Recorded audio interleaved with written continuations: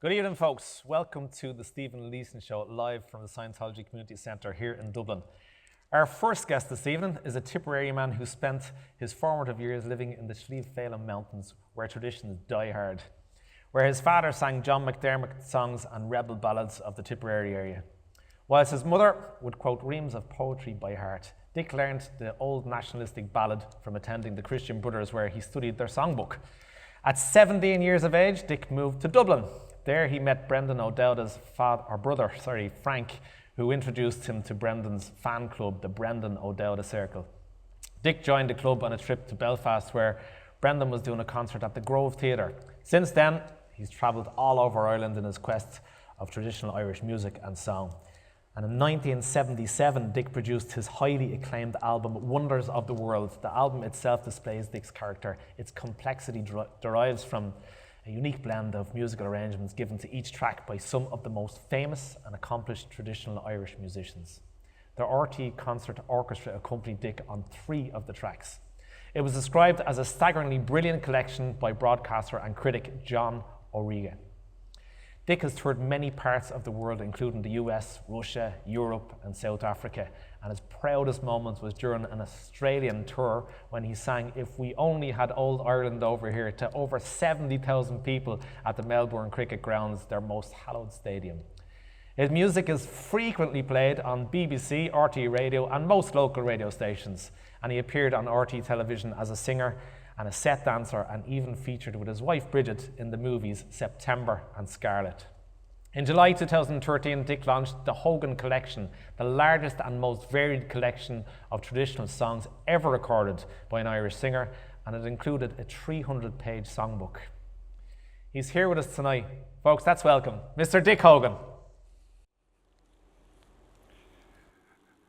Good evening. So I'm going to sing some traditional songs for you now, and they won't be the typical traditional songs that you might expect, in that I won't be singing any long, sad songs or songs of battles, wars, misfortune, or anything like that, because the traditional repertoire is far, far more extensive than that.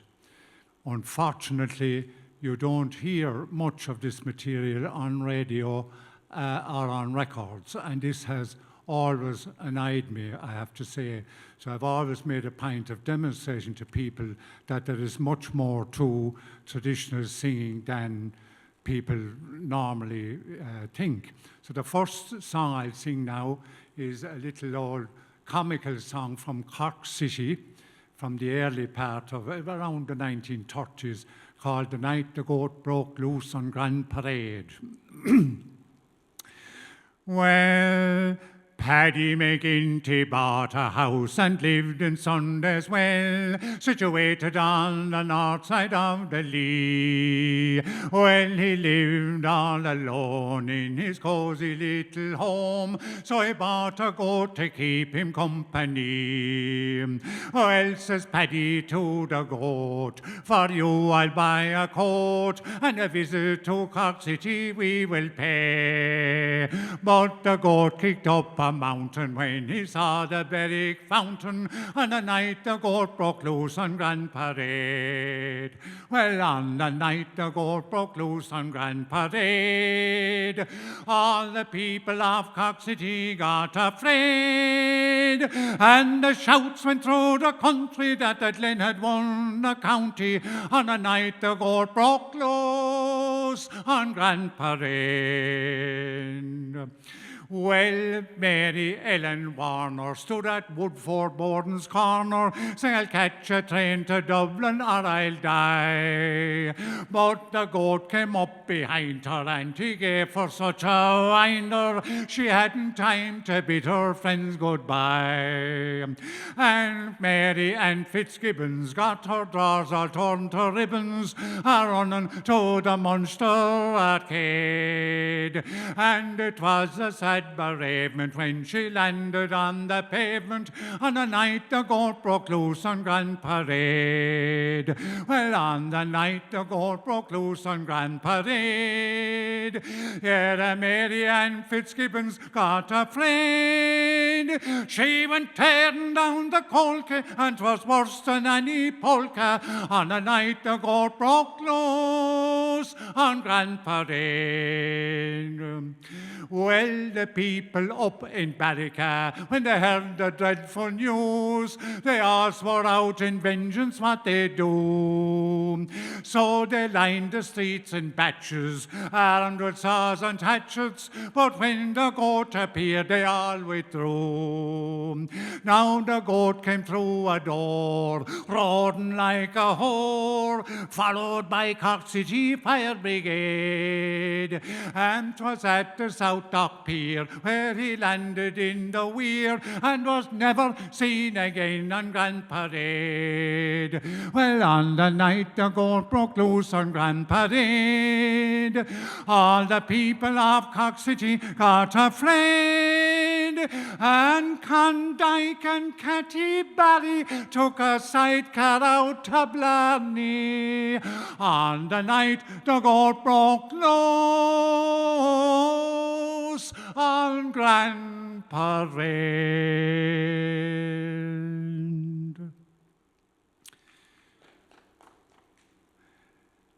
The next song I'd sing is called the Flip-Flop Song. And in traditional music, there are three very famous brothers. The Russell brothers from Doolin in County Clare, Michael, Gussie, and Packy. All three of them are in heaven now, and I knew the three of them very well. My first trips were to Doolin in 1970. And I met up with the three brothers all playing together, concertina, flute and whistle, sitting outside the door of O'Connor's pub. If it weren't for the Russells, I suppose, Doolin, you could almost say, might never have been heard of. Doolin is now an international tourist attraction that brings people from all over the world in quest of traditional music and so on. But of the three brothers, Michael became the most famous, and he did a few tours to Germany and the United States, well, New York mostly, and I think maybe Boston and Washington. But Michael also was a singer, and he had a most extraordinary repertoire of songs. Not extraordinary in the extent of the repertoire, but in the content of the songs. Mainly, I suppose, about 10 songs he would have been known for, and they were absolutely astonishing. And I was just 18 at the time, and I was born and reared into the sort of rebel ballad tradition in Tipperary and so on. And when I heard people like Michael Russell, I was taken completely off my feet. I couldn't believe that this kind of song and singing existed in Ireland. I had never heard anything remotely like it. But in my recordings, I think maybe I've recorded 7 or 8 of Michael's ones. But this is one of them anyway, and for the want of a better name, we'll call it the Flip-Flop Song. There's actually no name to it, and most of Michael's songs, as indeed probably all of the ones I'm going to do for you tonight, nobody would know who wrote them. Some of them are hundreds of years old and that, but this would be one of them, a nonsense song. And Michael was tragically killed in an accident, a car accident, about 30 years ago, I suppose. Anyway, this is the song. Now listen and sing to a very funny thing that happened to McGee. He went one day down to the bay to swim on the briny sea. Now the weather being damp, he said he'd bring a gamp. What a very silly thing to do. He dove down to the bottom and came up to the brim, and off to the skies he flew. And he's gone on to glory. He's gone flip-flop, he's gone on to glory, and he's just wiped off the map. They're searching near and far. They're searching silly for they can't find Jimmy and they don't know where he are. Now little Billy Prance said in a trance he'd die for £1,000. The bet was made and Billy was laid underneath the ground. For 6 long months he lay there in the new grave that they made him. But when they came to dig him up, they didn't know where they laid him, and he's gone on to glory. He's gone, flip, flop, he's gone on to glory, and he's just wiped off the map. They're searching near and far. They're searching silly for they can't find Billy, and they don't know where he are. Now Michael McGannon heard of a cannon that could fire 1,000 ton. So begod says he, I'll go and see that mighty gun. So off he went one fine day. He didn't know the cannon was loaded. He stepped aside to light his pipe, and the feckin' thing exploded, and he's gone on to glory. He's gone, flip, flop, he's gone on to glory, and he's just wiped off the map. They're searching near and far. They're searching for McGannon who exploded with the cannon, and they don't know where he are.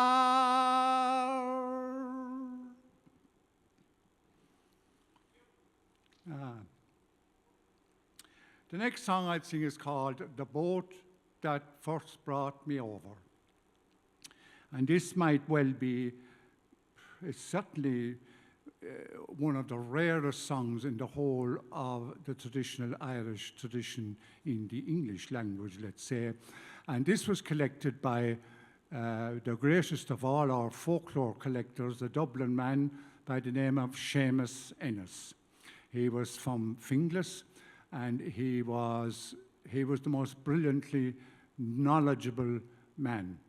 And he worked with the BBC and collected music indeed all over the Highlands of Scotland. And indeed, I'll be singing a song later where Seamus is responsible for one part of the song, but the one I'm going to do now, he's responsible for all of it. It's just a short little thing, and he collected from this man, a famous singer by the name of Thomas Morton from Drumsna in County Leitrim, and he recorded this in 1954.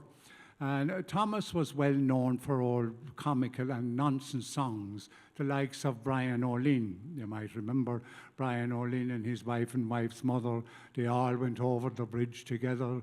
The bridge fell down and they all tumbled in. We'll go home by water, says Brian O'Lynn. And those are the type of songs this man used to do. But so here it is, The Boat That Brought Me Over.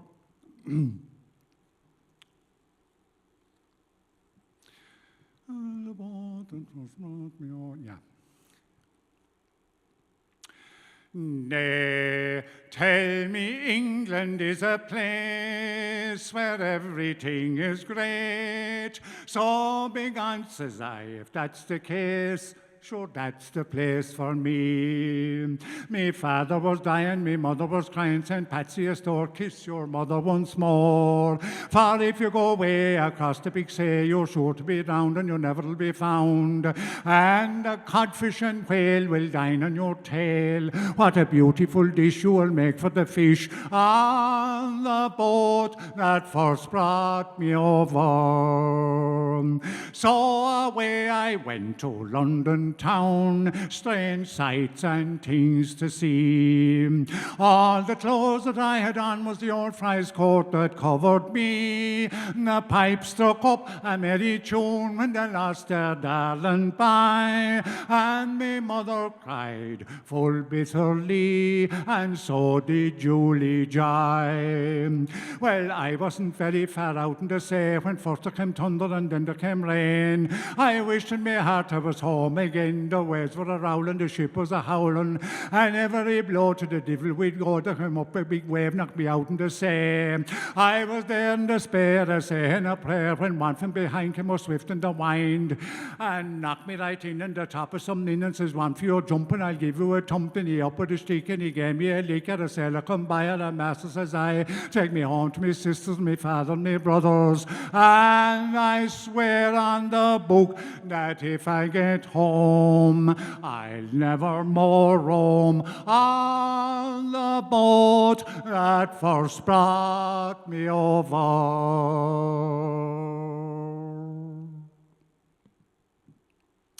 Okay, the next song I'll sing now is The Frog's Wedding. And this is the most amazing song. What way will I put it? It was sung all over the English-speaking world, a little bit like Barbie Allen and things like that, but it found its way back into the Irish tradition and was sung by a few very famous singers.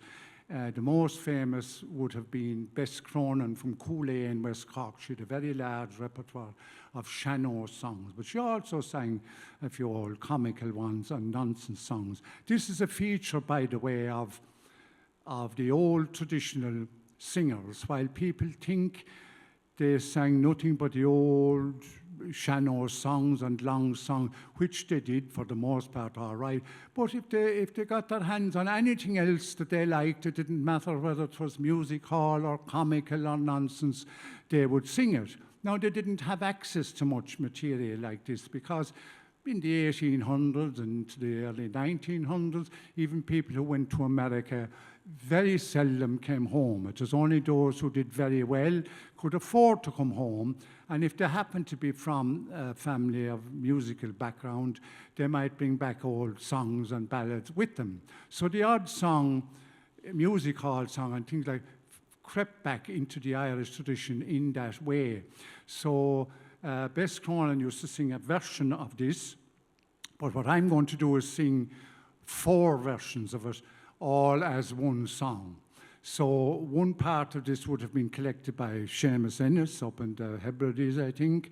One part of it is from the Channel Islands. One part is from Bess Cronin in Cooley, and one part from that Thomas Moran I mentioned to you earlier.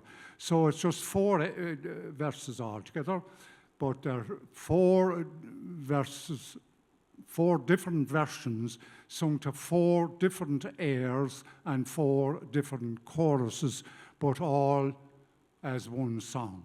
So this is completely unique. Our own folklore experts, who are amongst the most expert in the world in these matters, have traced this back to 1549, where it was sung by shepherds in the Highlands of Scotland. And they know that the song is far older than that, and they estimate that it's probably up to 1,000 years old. So it goes without saying that nobody would know who wrote it. So this is it. You'd want to be in the best of your health now for singing this one.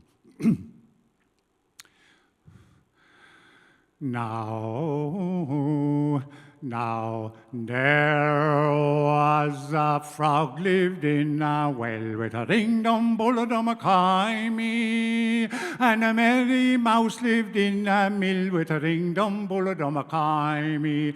Kaimi nero, kill to kero, kaimi nero, kaimi, Princeton slam a little laddle bull ring, ting-a-ling-dum, bullet-dum, a kaimi.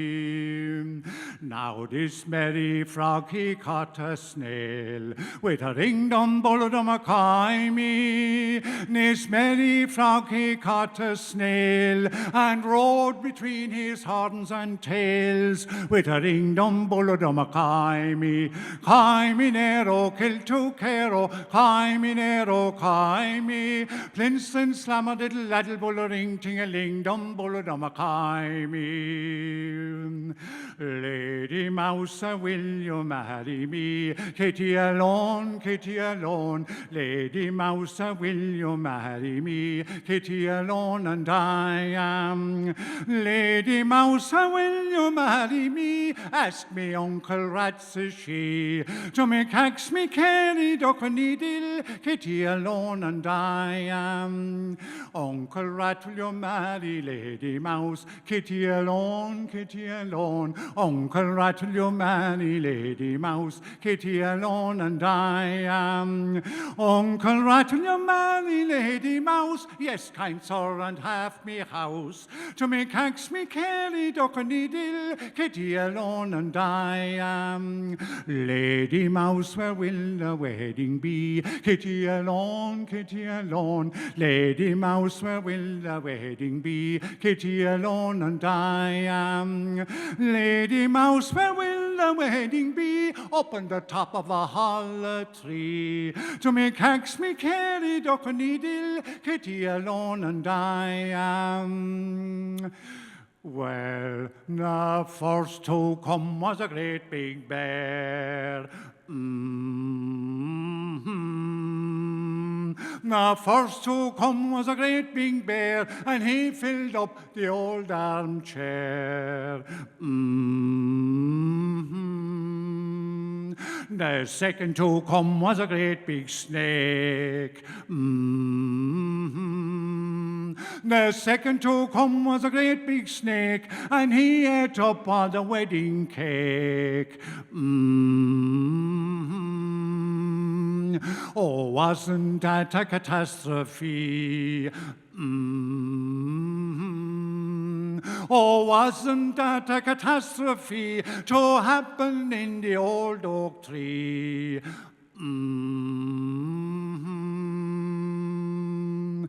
Then, whilst they all at dinner sat, hey ho, then whilst they all at dinner sat, in came the kitten and the cat, with a roly-poly, gammon and spinach, hey ho, says Anthony Rolly.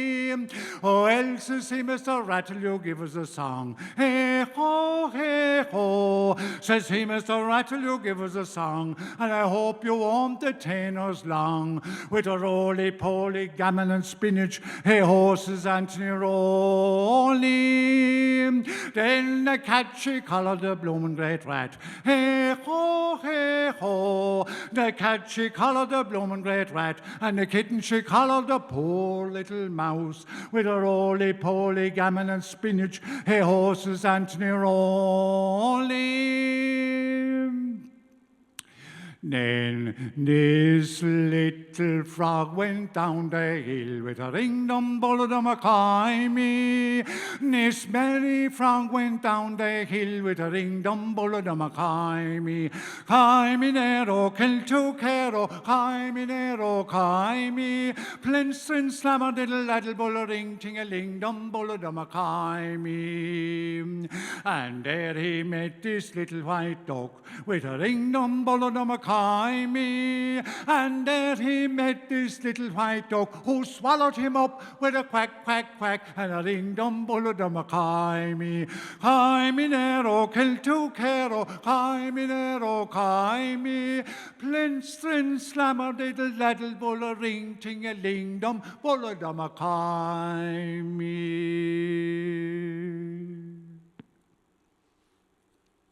There's the frog's wedding. The next one now, we'll go back to a more regular type of traditional song, and I just love this. It's called Nora Daly from the parish of Kilmaley. And Kilmaley is just a little village. You'd be gone through it before you'd say Jack Robinson. Tiny little village between Ennis and Milltown, Malbay. And I suppose the reason why I love this, it talks of the young lad and young lassie hoping to get a chance to meet up for a chat and a courtship and so on. And this is typical of old traditional, rural traditional Ireland anyway, and I certainly remember the end of this. And this is why I love this so much, because it reminds me of those days before there were tractors or things like that, and only a very odd person had a car. So ponies and traps and asses and carts were very common at the time. So this is where the little lass and lad met on an ass and cart, and they ended up getting married. So there were quite a few songs like this, but this is my favorite of them.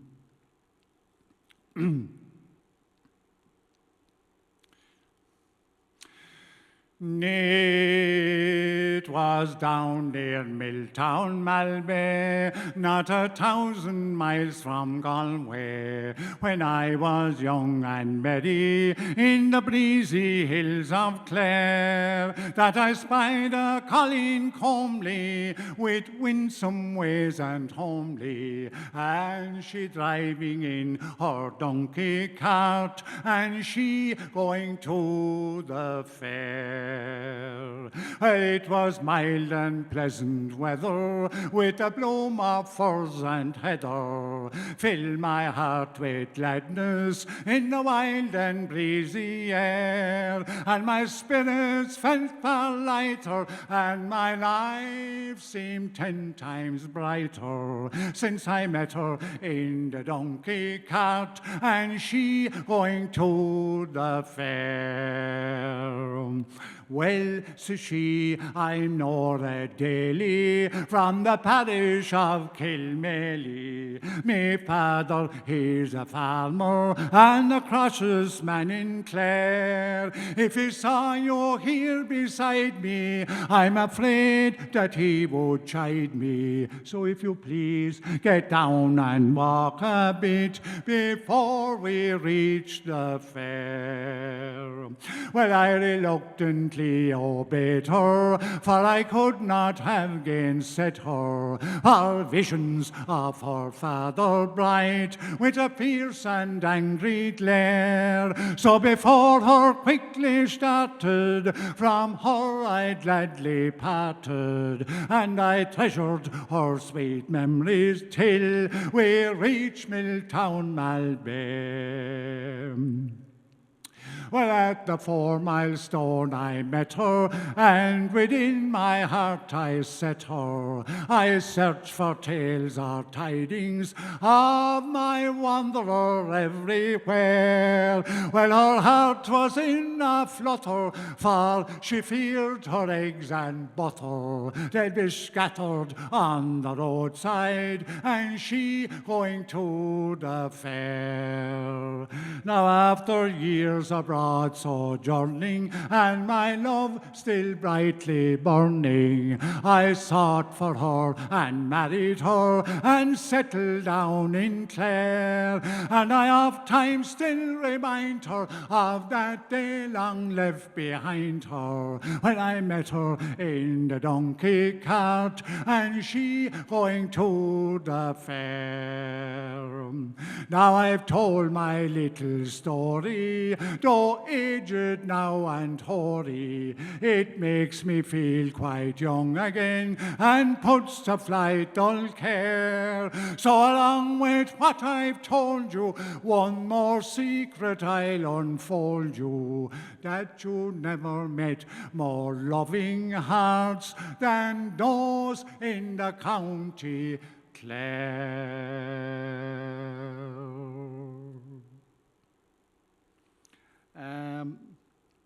The last song I'll sing for you now before I go back to have a chat with Stephen is called The Gander. And this is a very traditional song. We're going back to Clare again actually now. Anybody even half involved in traditional music and will have heard of the famous Willie Clancy's Summer School, held in Milltown, Malbay every year from 1973. Willie died in February of 73, and strangely the first annual commemoration of Willie was the same year that he died. It was in July, so I didn't know about it, so I wasn't there, but I've been at it every year since, I don't know, whatever length of time, 47 or 8 years, and it's a fantastic festival every year. Willie was a famous character from Milltown, and he was a brilliant piper, very much admired by people like Seamus Ennis, Kieran McMahon, and all these people. But he also had a few songs. And this one, the Gander, he very often sang this. It's very, very traditional song in its nature.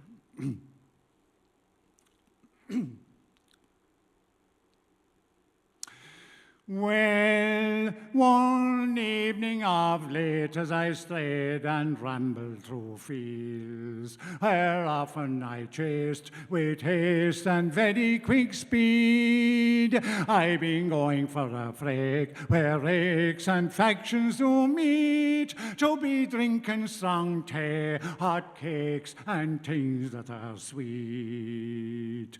Well, the evening been freezing, and indeed, and I was very cold. It frosted me heels, me boys, and cramps in me toes. I thought it no harm to warm me shanks to the fire, expecting Mara and her daughter that they surely would me admire.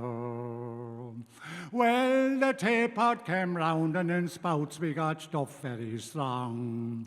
Old Mara said, "Speak or make a verse of a song." Old Bill in the corner, he cursed and he swore in a fright, since his gander was stolen and roasted last Saturday night. Now this gander was old, he was noble but sturdy and strong. He never grew cold, although he lived very long. His feet and his legs were as yellow as the gold that do shine, and his bake it would hold an inch more in a very short time. Well, I've travelled Killarney, Kilgarvan, Kanturk and Mill Street, and around by Cork Harbour, hawking in turkeys and geese, and in all of my travels and rambles I never did meet with the likes of Bill's gander for beauty and very fine breed. Well, the girls all came for game and looking for breed, when they heard of the name and fame of Bill and his geese. They measured this gander's fine legs with a carpenter's rule, and they never would part him when they saw the fine length of his wings. And now I'm going back to Stephen to have a chat. That's the last song. Well, there we go, Mr. Dick Hogan. It's been about, I think I met Dick first about 18 years ago or so. I first met him over in Lanzarote, of all places. I used to play with a band over there. We were doing a month stint, and Dick and the whole O'Shea's merchant crowd arrived in, and Dick was, someone sent up Dick's name to get up and sing a song with us, so he did. How are you, Dick? Pleasure to be here. How are you doing? All right? Thanks for coming along. Some interesting songs. Have I tapped this up? Yeah, you're on, yeah? Yeah. Tell me about the songs, Dick. One of them 1,000 years old, with four different melodies. How does that survive 1,000 years? Well, it being a nonsense song and having access to the 4 versions, there was a famous old LP made, in the 60s, called Songs. It was an English traveller LP anyway, and it was an astonishing LP. And much of the stuff on it was collected by Seamus Ennis, but you couldn't decipher the words hardly, because they had their own unique style of singing. But luckily, whoever produced it, well, the BBC were fantastic, and they had the words of all the songs, so you could learn the words. And Seamus Ennis, being the great man that he was, he included 4 versions of the song on the LP. So you heard these 4 entirely different versions of it. It's all the same song, but completely different singing and tunes to the songs. Imagine the difference between the Channel Islands and Leeson and the Hebrides, you know. So I was fascinated by this song, and I said, God, I have the I have the four airs, and why not slap the whole lot of it together and have a go? Now, it is a bit of a vocal challenge, all right, you know, changing from one air into the other sort of seamlessly, you know. But I practiced it anyway, and that's the end No, it comes across great. Did you so there's 4 different versions of that song, and you decided to sing the 4 verses obviously differently yourself to put them together. That's what you mean by slap together. That's my only bit of creativity ever. I never wrote a song, you know what I mean? But I did that with that song. So Seamus O'Dowd is where you got that particular song from? No, that song was on an old LP, an old BBC LP. Yeah. I was just. It was called Songs of Travellers and Other Marvels. Okay. I think was the title of the LP. I don't think I actually heard it before as well. It would be one of the original back in the 60s, you know. Tell us about the other songs as well. Huh? Tell us about the other songs. Where did you discover them from? I actually studied for a while Irish traveller music and English folk songs and traveller music. So I'm interested to know where you're getting your songs from. So I didn't know you sang those songs. Oh yeah, well, sort of. I always loved song. We were born and reared in a house of song. My father was a good singer, and again, being from Tipperary, it was mostly rebel ballads, and indeed that was the way all over the country, you know, old nationalistic ballads like The Boys of Wexford and Who Fears to Speak of 98. Those were the songs everybody heard on Radio Éireann in those years. And you heard Delia Murphy, Joe Lynch, John McCormack, Brendan O'Dowda, and then toward the end of the 50s with the arrival of Buddy Holly, and then the Beatles, and as the fellas, as you all know, the rest after the myriad of music and pop music began to appear on Radio Éireann to the detriment of all the others. They literally vanished off the airwaves almost overnight. And so from the early 60s onwards, you virtually never heard John McCormack or Delia Murphy, or an odd time, of course, you will, but they were the staple diet of the time. That's all you heard. And like programs like the Waltons programs and Mitch's Sound Cream, these sponsored programs. And they had all these great old songs. And Seamus de Clandaloon was another one. He was actually the first director of what was Radio Éireann, which was called 2RN that time, and he used to broadcast from the GPO. Wow. From 1926, I think it was. But he was a regular singer on it himself as well. And his wife was Maura Neonagon, and they were regular visitors to the Ring Gaeltacht in County Waterford, which had a most wonderful, rich tradition of sean-nós and most beautiful Irish you ever heard, but an amazing culture of sean-nós songs like the old Slieve Naman, Oscoilga and Band of Atlanta and Cockhaminy, and these truly fantastic songs. So that would have been the influence of Seamus de Clandaloon's influence would have been very strong, you know. Yeah. And of course, what was his name? Leo Maguire, the Waltons, was involved as well. So you can imagine it was all that kind of stuff you heard. Now, Sean Tracy and Dan Breen were neighbours of ours, of course, in Tipperary. So it was a very staunchly Republican area. And then, as well as that, you went to the Christian Brothers School. That was the only primary school and secondary school in Tipperary. And the Christian Brothers had their own songbook. I think it was called Glór na HÉireann or something. It had a green book. It was their own publication.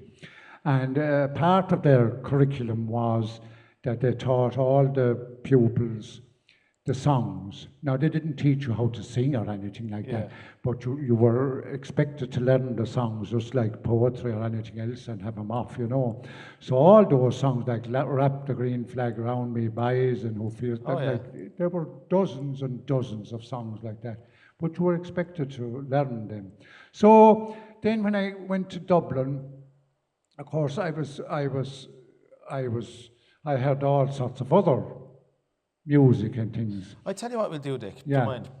I want to get stuck in and find out a lot about yourself as well. And Yeah. before we go to, you're going to sing a few more songs Yes. and then come back to me, and then we'll get stuck in. So we'll hear a few more songs from you now, if that's all right, and then we'll get stuck into the real part of the interview, if that's all right with you. Okay. So just put the mic down on the chair there for you. You make your way to the stage, and we'll hear more of Dick Hogan. And I'm going to say hello to a few people who are tuning in. We've got Sarah Boland, who is a regular listener, tuning in all the time.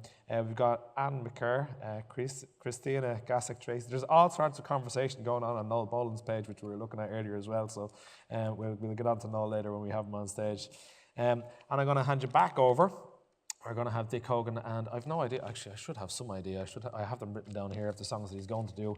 Very interesting songs. Great to hear him. He's the first traditional Irish singer that we really had who's singing unaccompanied. So definitely different tonight. So I'm going to hand you back over to Dick. And are you ready to go again, Dick? He's getting ready there. Give us a second. We get him ready. And over to Dick we go.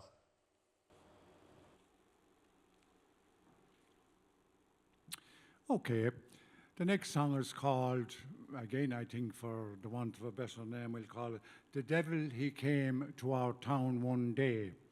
Now, this is one of the ones that appeared on that album of the BBC that I spoke about there a few minutes ago. And again, this one found its way back into the Irish tradition.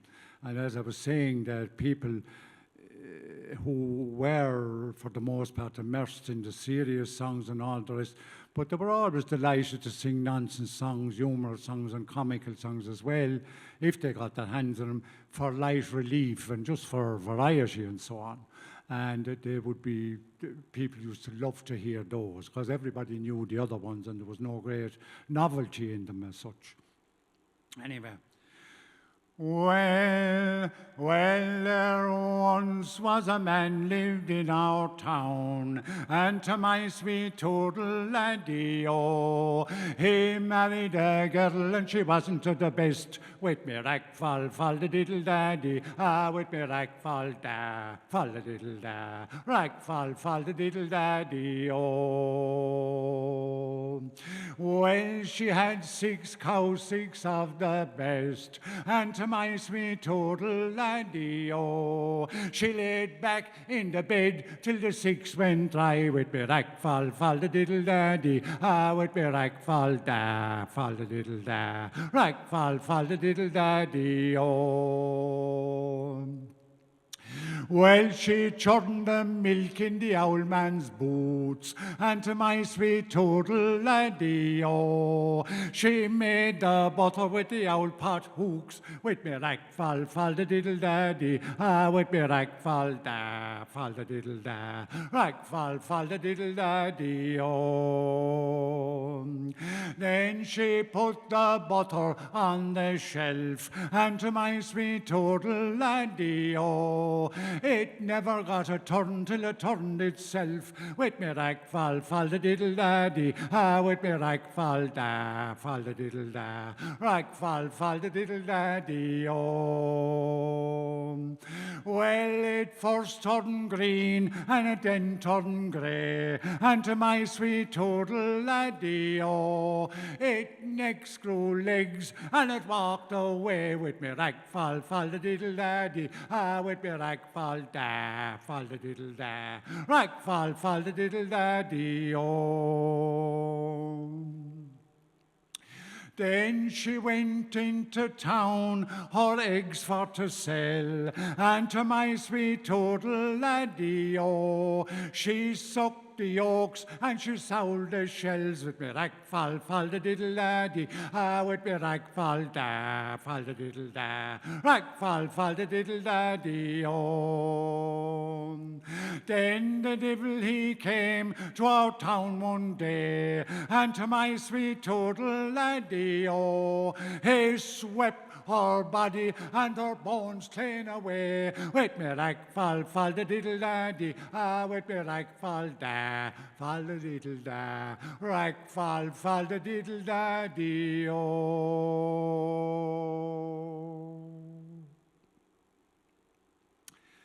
Okay, the next song I'll sing is called The Rich Man and the Poor Man. And this is again, this is thought to be anything up to 1,000 years old also. And it's a biblical song of Dives and Lazarus. Dives being the wealthy Roman senator, and Lazarus, of course, being the poor man begging on the street. Now, I have heard a couple of the old singers in Clare and places singing versions of this, and so it's very well liked song. So this is one of the ones that found its way back. But when you hear it, you can imagine all the different versions of this that there might have been down through the hundreds of years. And indeed, it had several titles as well. So.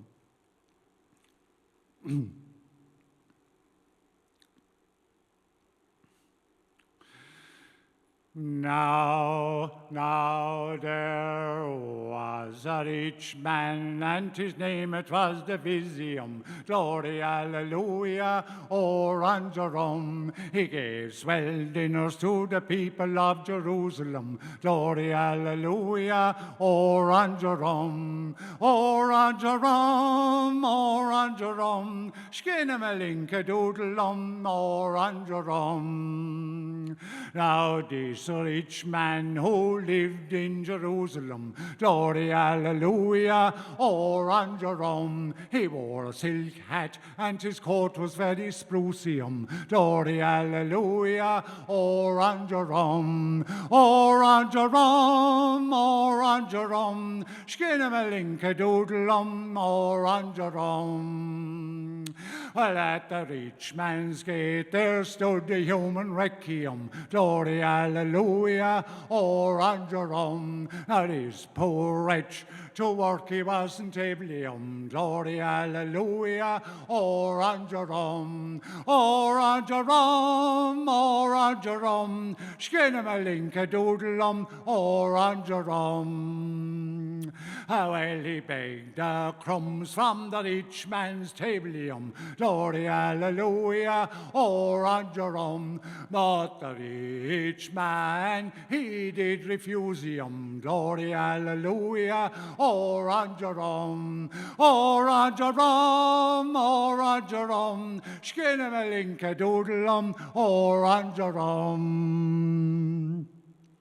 And then he asked for a piece of bread and cheesium, glory, hallelujah, on Jerome. But the rich man said that I'll send for a policium, glory, hallelujah, on Jerome. On Jerome, on Jerome. Skinnamelinka doodlum, on Jerome.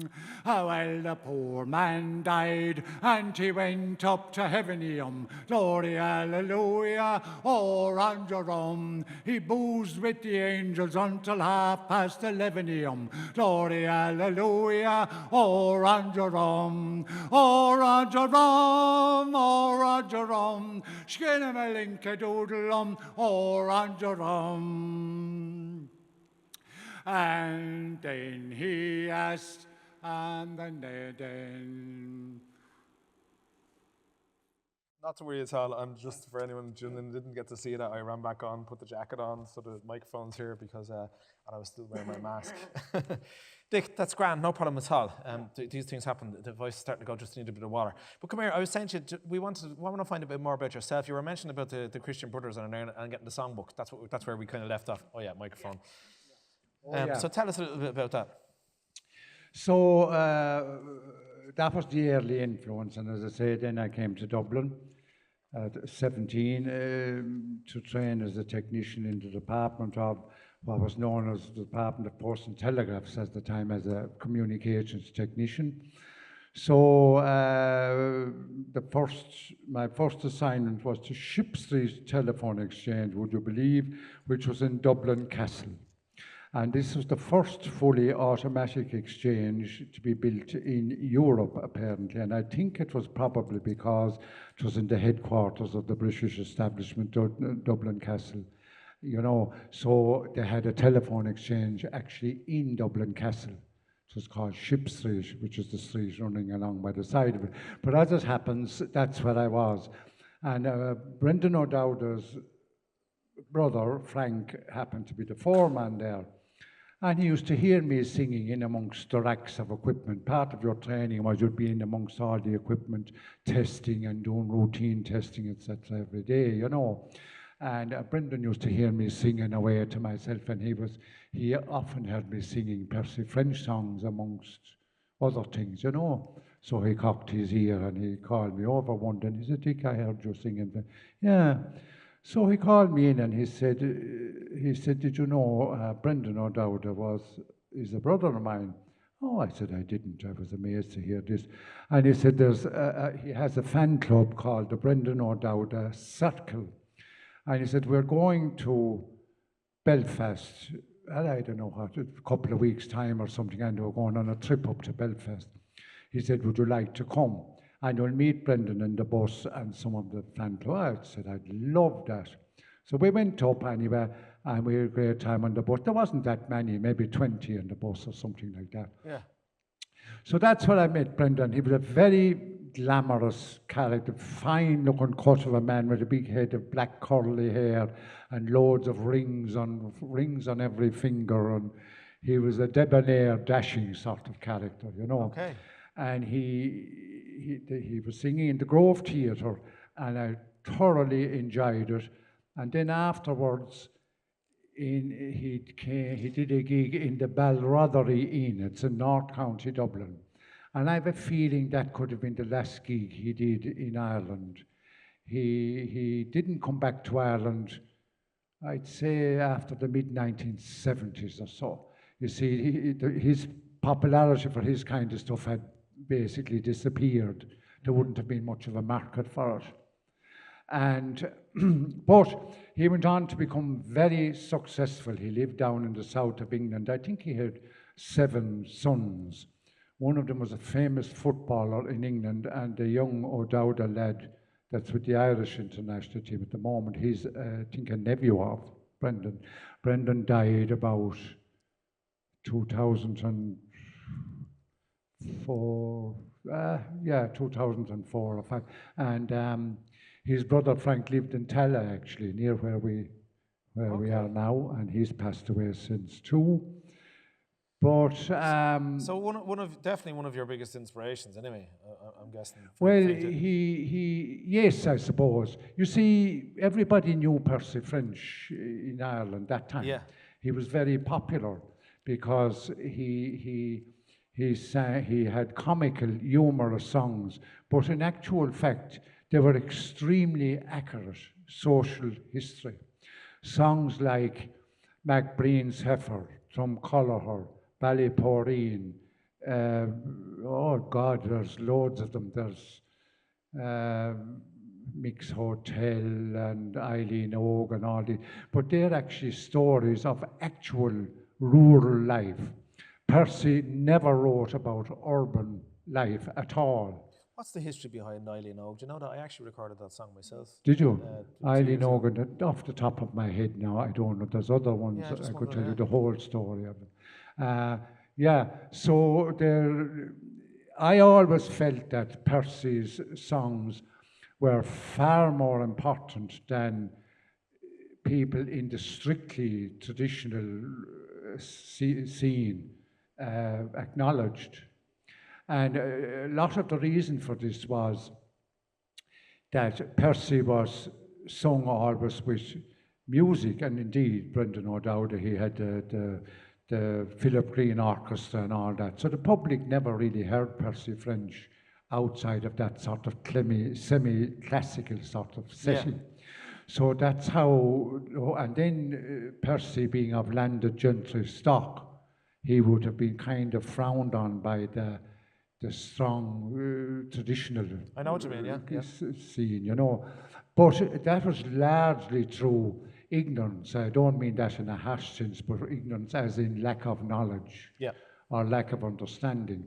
Percy was actually more Irish than most Irish people, and there's no doubt about that.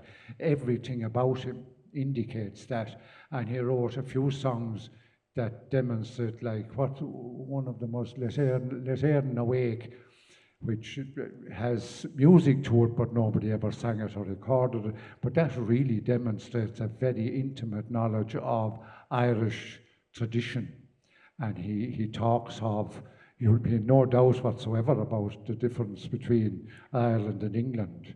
Yeah. But Percy was very comfortable in aristocratic circles, and indeed played for royalty on a number of occasions, but Percy didn't care about that. This would have been in furtherance of his career, of course. Have you recorded some of Percy's? I have, yeah. I made a CD, I think there's 19 or 20 songs of Percy on the CD. Can I ask you about can I actually ask you about your first album, The Wonders of the World, which displays your character, as what I was saying in the introduction. Tell us how it's displaying your character, or what's going on there.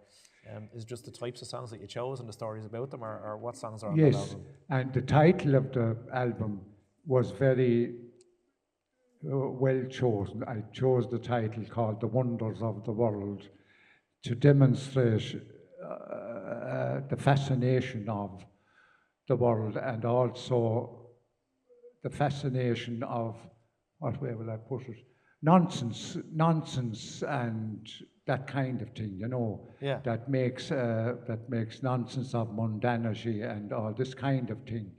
And I always sort of did that, because... The nonsense songs, you mean? Well, yes, like life is very serious and so on. So I always made a point of, why not lighten it a bit at times and sing comical songs. Percy French had this ability. He was able to put this little dollop of humour into everything, whereas he was actually being extremely accurate. But he was careful not to overemphasize it, because some people might be a little bit offended, and this was often said of him, that Percy was laughing at the people. Oh, which really? Couldn't possibly be further from the truth. He was laughing with them, and he loved the ordinary people. Entertainment, yeah. But getting back to that he was very comfortable with royalty, all of this was in Percy's interest, because he had a young family. He had 4 young kids, and to make a living, and he had no other means of a living, and he had to pay for expensive accommodation in London when he emigrated there in 1900. He died in 1920. Anyway, he went on to become very successful, like Brendan O'Dowda. He went on to become very successful in spite of himself, because he was very bohemian in his ways and had no interest in amassing wealth or that, and would be very untidy in his dress. And he often lost well-paid engagements because of this. Right. Seriously lost. And then he took up partnership with a brilliant pianist, Dr. Houston Collison, who was a brilliant pianist and singer in 1891, I think it was, and that collaboration lasted until Percy's death. And this Dr. Collison was very good at the financial end of things and the organising of the gigs and all that. And he would play the piano with Percy on some of the more important performances, especially when they toured in America and France and a few places like that. He was also a very good humoured little man. There were 2 small little men. Percy was only 5'4", and Collison was only 5'2", and they were very similar in mentality.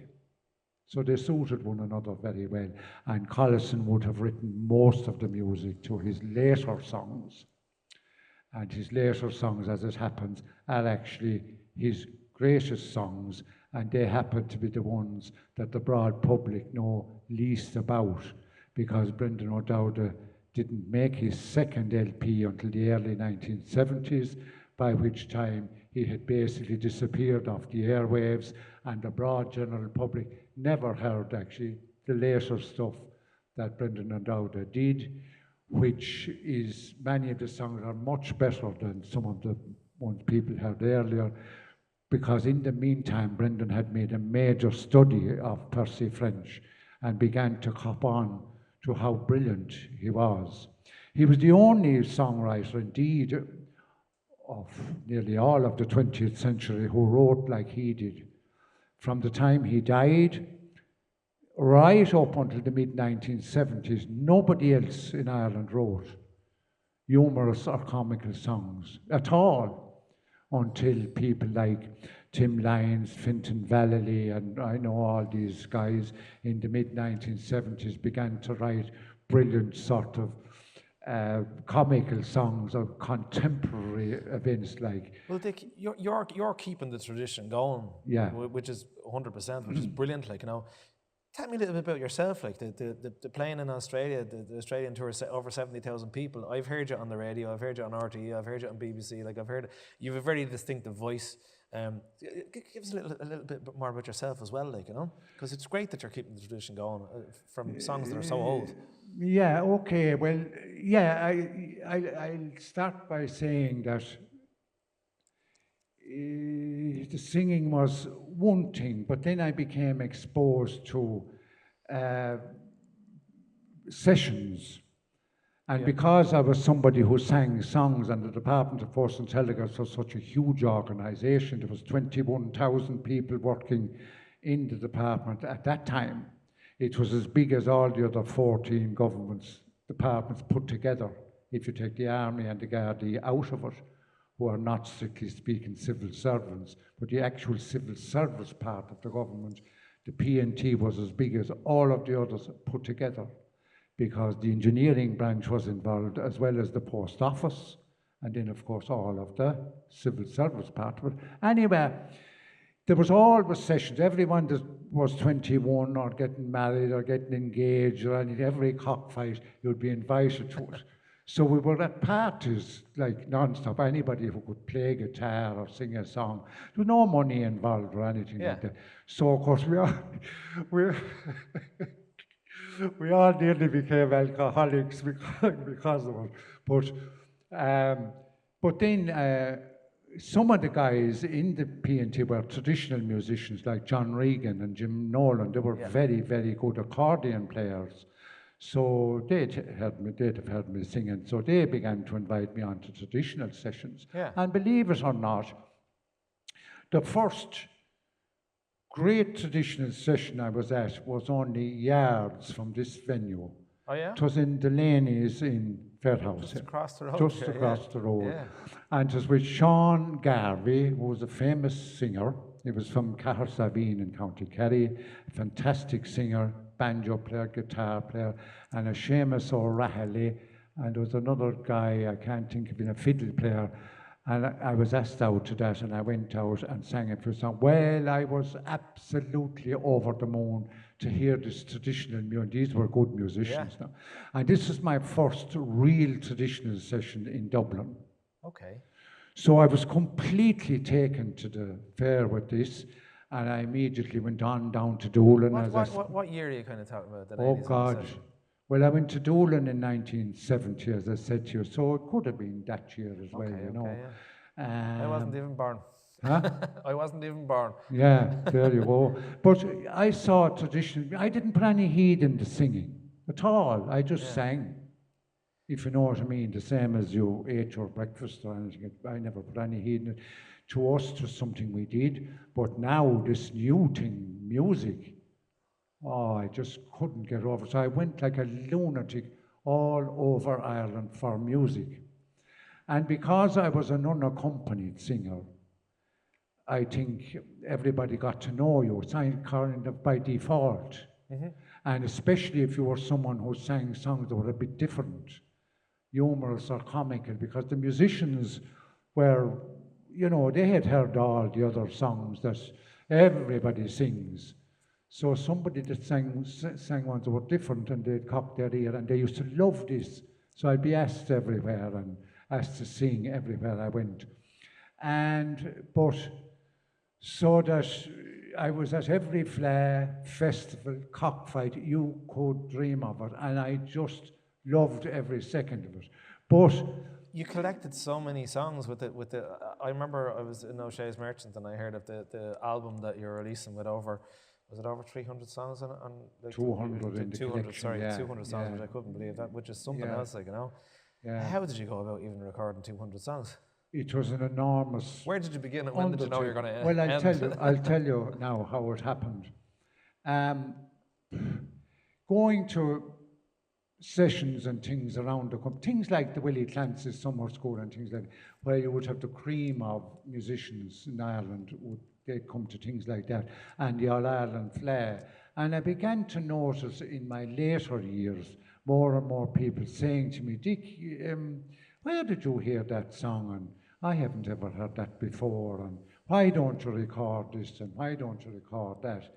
And again, I didn't put any heed in it at all. I had made my first CD all right in 1997, which is a long time ago, you know. Yeah. That took 3 years to make, that CD. It was a very complex CD. But anyway, more and more people were saying it to me, why don't you go? And after a while, the penny began to drop that there's something in this, they must be right. And it also dawned on me that I wasn't hearing anybody else at it either. Yeah. So I said, God, I better do this because they'll be dead, the songs will never be heard again. Now, I knew there was never going to be any money. This was going to cost me far more than I'd ever make out of it, and that turned out to be the case, world, anyway. I can assure you. But, a character, Ron Kavanagh, he's a great, brilliant musician. He was quite famous in England and from Fermoy and Cork. He would have been better known in the English folk scene than he was in the Irish scene, but an extremely knowledgeable man on world music, but also on traditional Irish music. And he encouraged me, and he said, Dick, you should definitely do this. He says, I'll start the ball rolling for you and all the rest. So we went to Ennis it was the Ennis Trad Festival. No, it was a Fleadh Nua in Ennis. It was the month of May.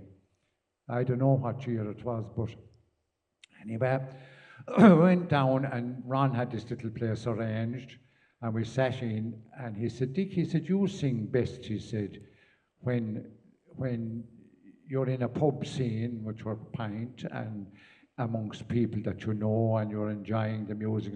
That's when you sing best, he said, with no microphones or formality. And I said, yeah, that's true enough, all right. So we set about it anyway, so I sang maybe 10 or 12 songs or something. And that was the beginning of it. I went on, yes, I know what happened.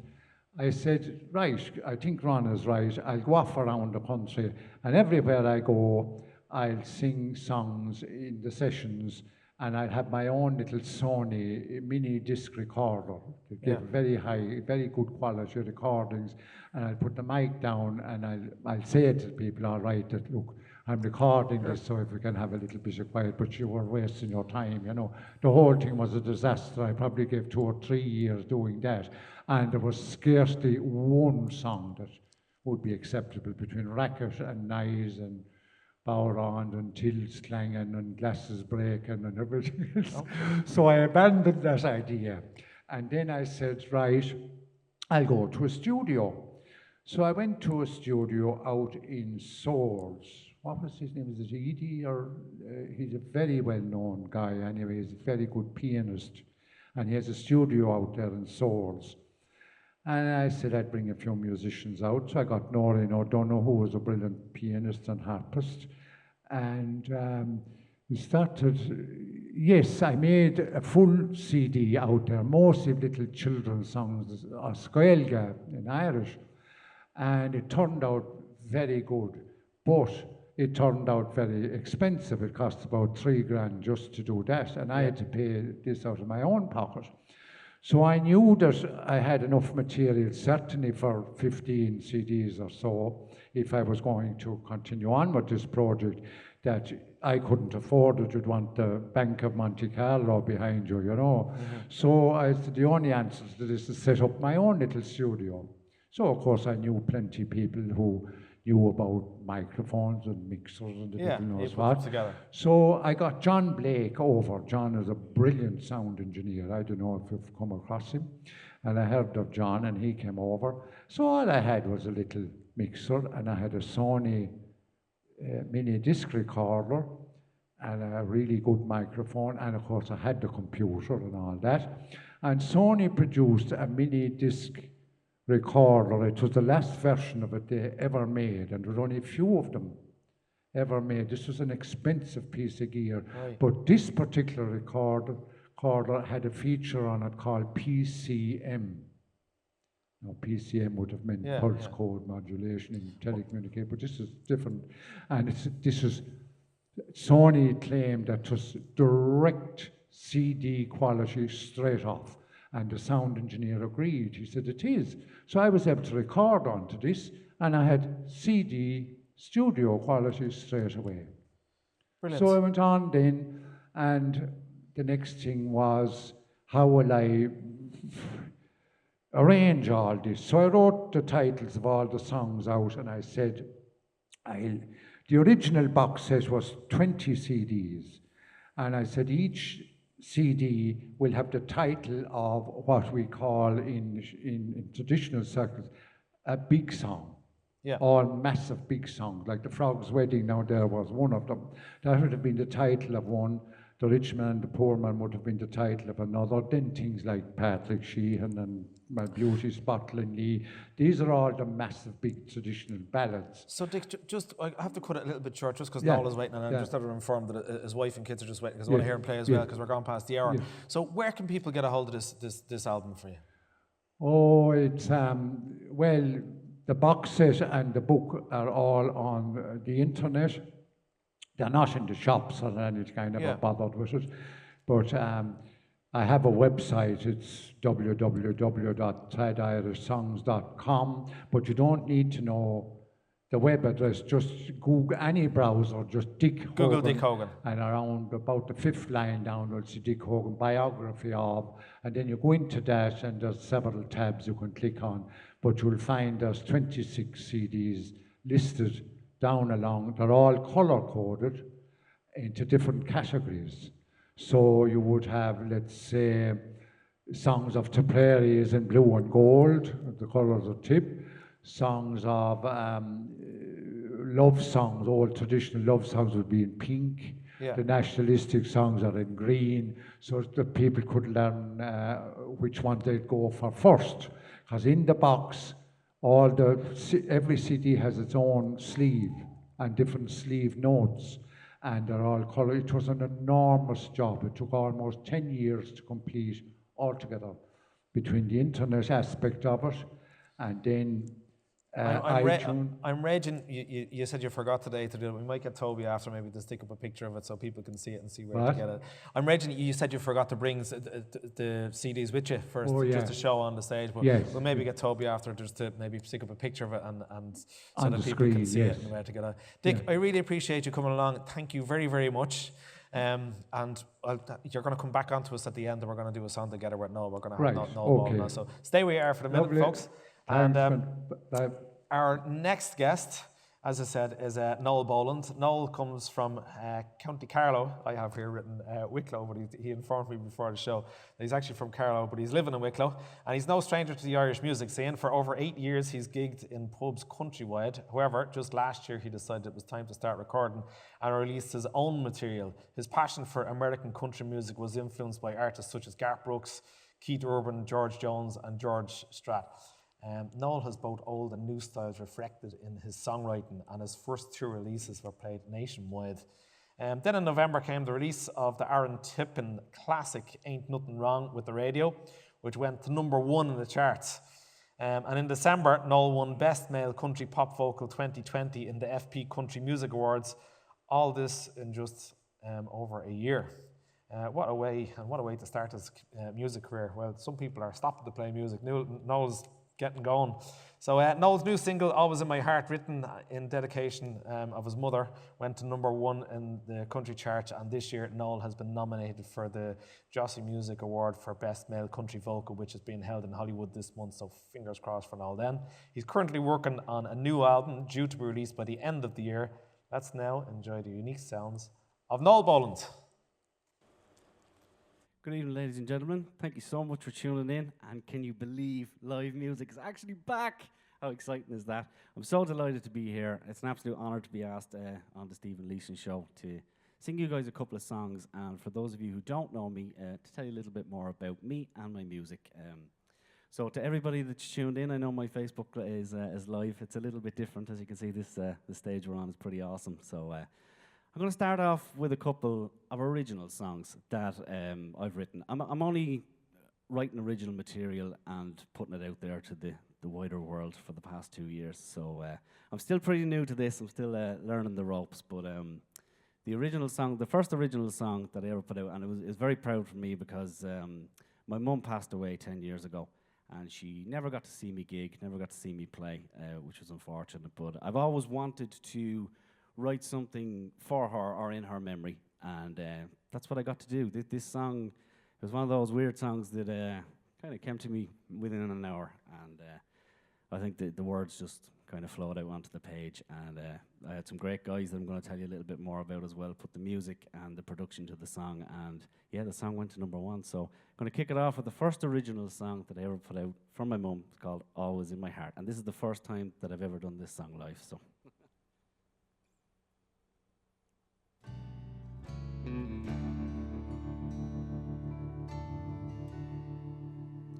Gone before your time.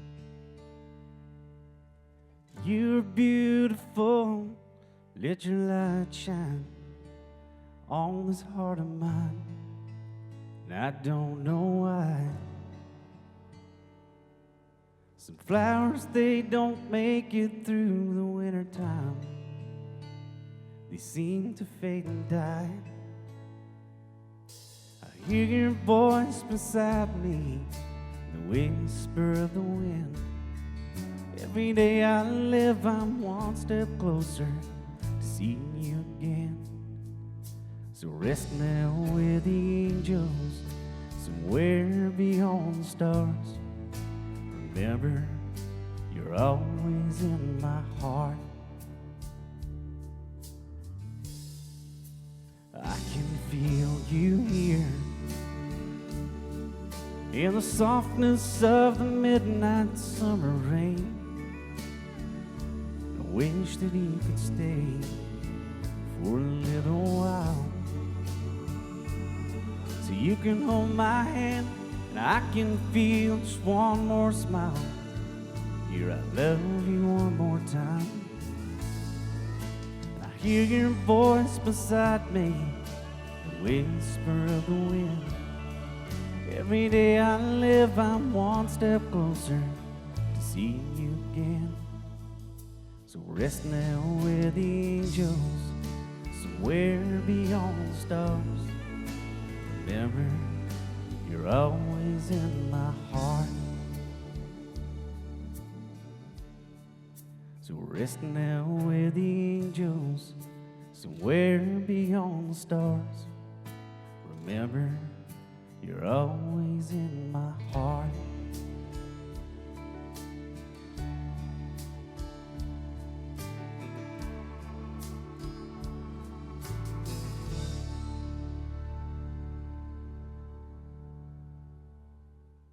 Thank you very much. I hope you guys enjoyed that one. As I said, that was written in memory of my mum, so if I got a little bit choked up there on that one, it's the first time I've ever sang it live, so you'll have to forgive me on that one. So after that song was written, it went to #1 in the charts, which was, more than I ever could have hoped for or dreamed of, especially being so new to this kind of thing. And even better than that, a little story behind it. It was played on a national radio station, and I got a phone call from a particular radio DJ, and she said, there's a lady who's called into the station, and she wants to know, can she speak to you about the song? So I said, yeah, of course she can, yeah. Give me your number, I'll give her a call, which I did, and I got chatting to the lady, and as it turns out, her husband had passed away last year, and she rang to ask, could she use the lyrics from the chorus of the song on his headstone? And that absolutely blew me away. We laughed, we cried. We still stay in touch. So for me as a songwriter, for somebody to do something like that is pretty amazing. And I think if you wanted to achieve something out of a song, that has and more for me. So I'm extremely happy with the way that one turned out, and I hope you guys enjoyed it. So the next song. This one also went to #1 in the country charts. I released this, when did I release this? Back in May, I released this song. It's called Out of My Mind.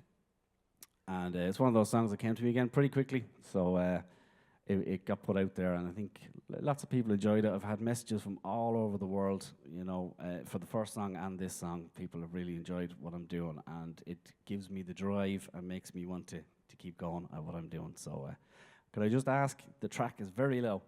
Could I just up a little bit? Thank you so much. This one is called Out of My Mind.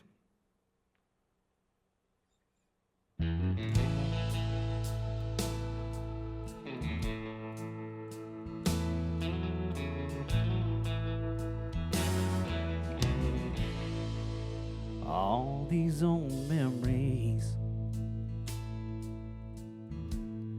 they're getting me down. And inside my head, they keep going around. I thought I'd forgotten the life that I knew, but most of all, thought it was over you.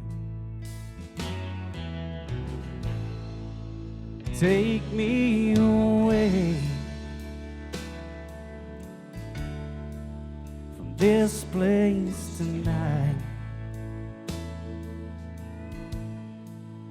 If it takes whiskey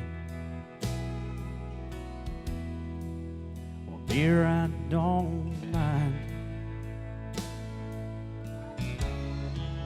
'Cause time, it ain't healing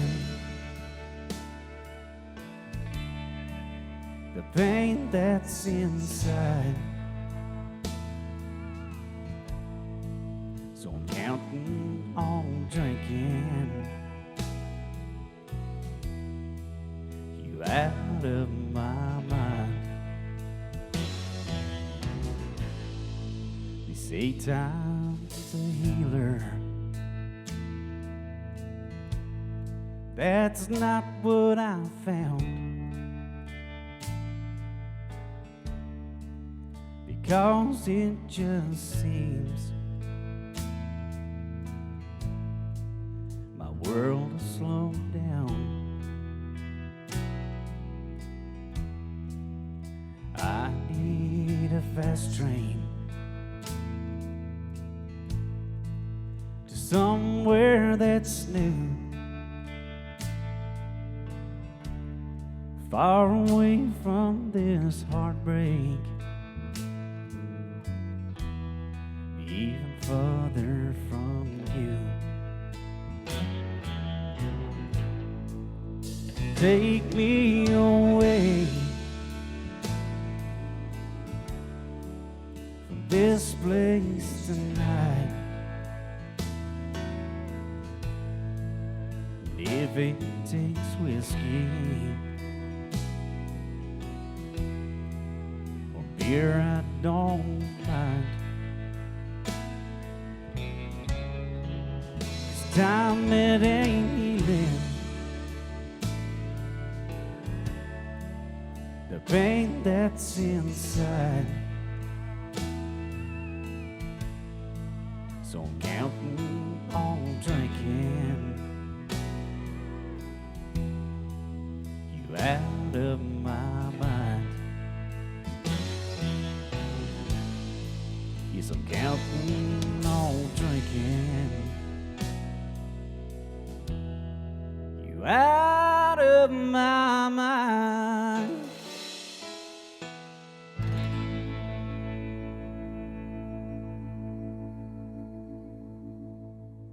Thank you very much. Silent claps. I wish that you guys could see the other side of this camera. The auditorium here in the Scientology place in Tipperary. It's just fabulous, and the staff, you are all so lovely. Thank you so much for making me feel really, really welcome here.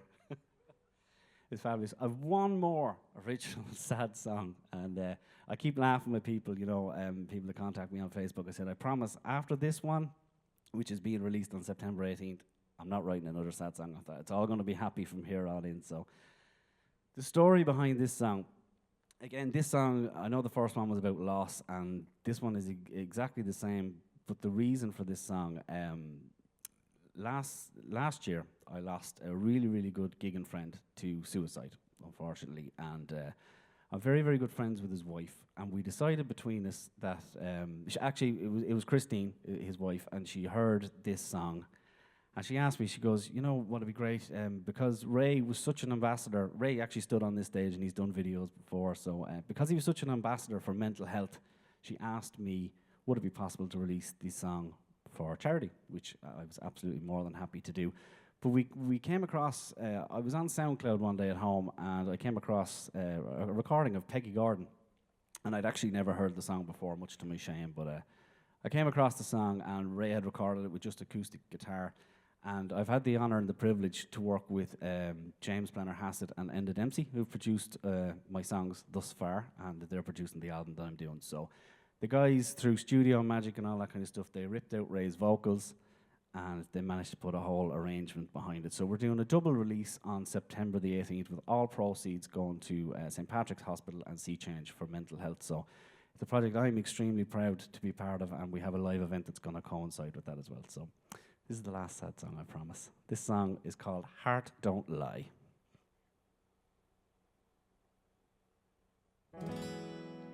The autumn leaves are falling, they're scattered on the ground. Now I've been getting used to not having you around. When you left, my world was over, and it damn near fell apart. Now I've been getting used to this here broken heart.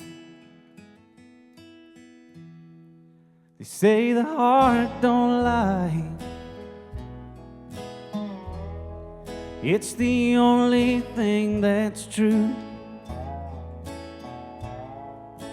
I'm inclined to believe it, 'cause I'm still in love with you. A million shattered dreams laying on the floor,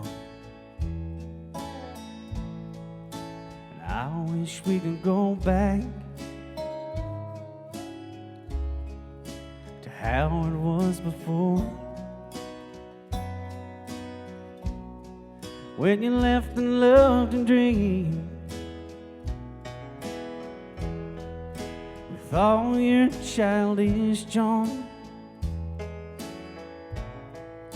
And right now I wish I could hold you in these arms. They say the heart don't lie, it's the only thing that's true. I'm inclined to believe it, 'cause I'm still in love with you. 'Cause I'm inclined to believe it, 'cause I'm still in love with you.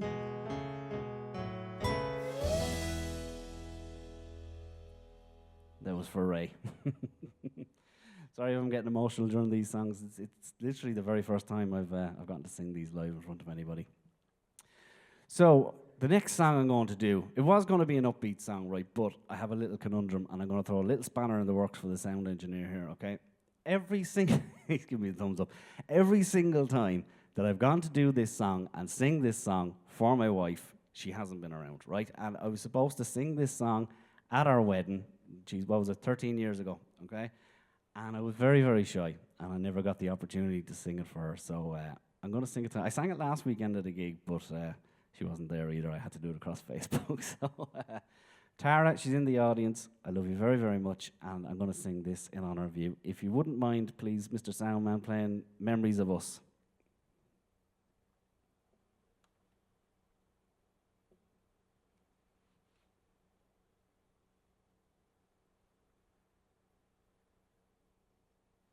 We're searching for it. It's there.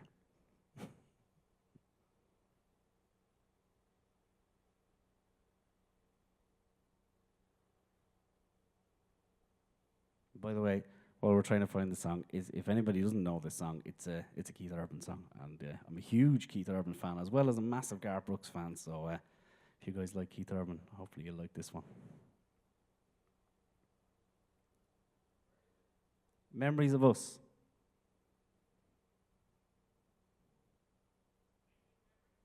Yep, there's the one. We have it. That's my fault, sorry. Live stuff never goes to plan, sure doesn't. You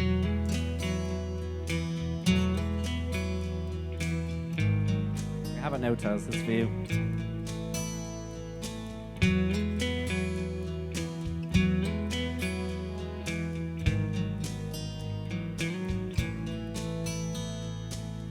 I wanna be here for you, baby.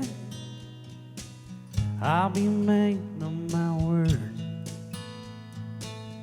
Speak the language in a voice that you have never heard. I wanna sleep with you forever. I wanna die in your arms, in a cabin back in the meadow where the wild bees swarm.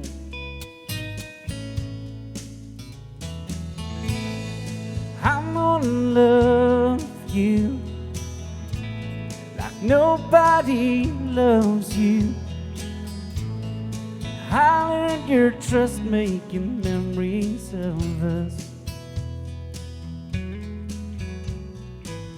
I wanna honor your mother. I wanna learn from your pa. I wanna steal your attention like a bad outlaw. I wanna stand out in the crowd field, a man among men. I wanna make your world better than it's ever been.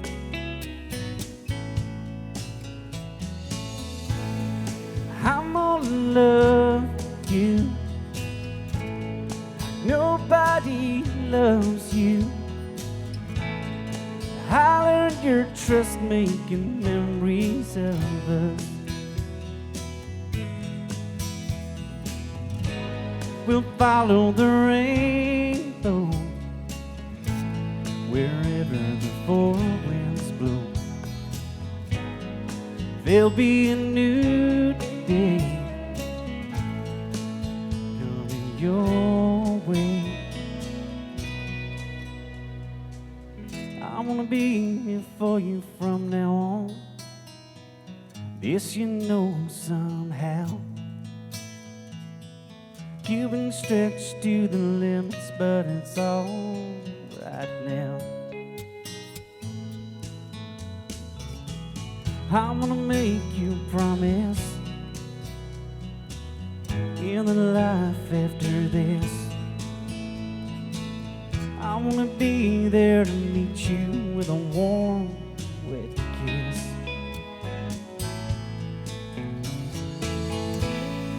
I'm gonna love you like nobody loves you. I learned your trust making memories of us. I'm gonna love you. Nobody loves you, baby. I learned your trust making memories of us.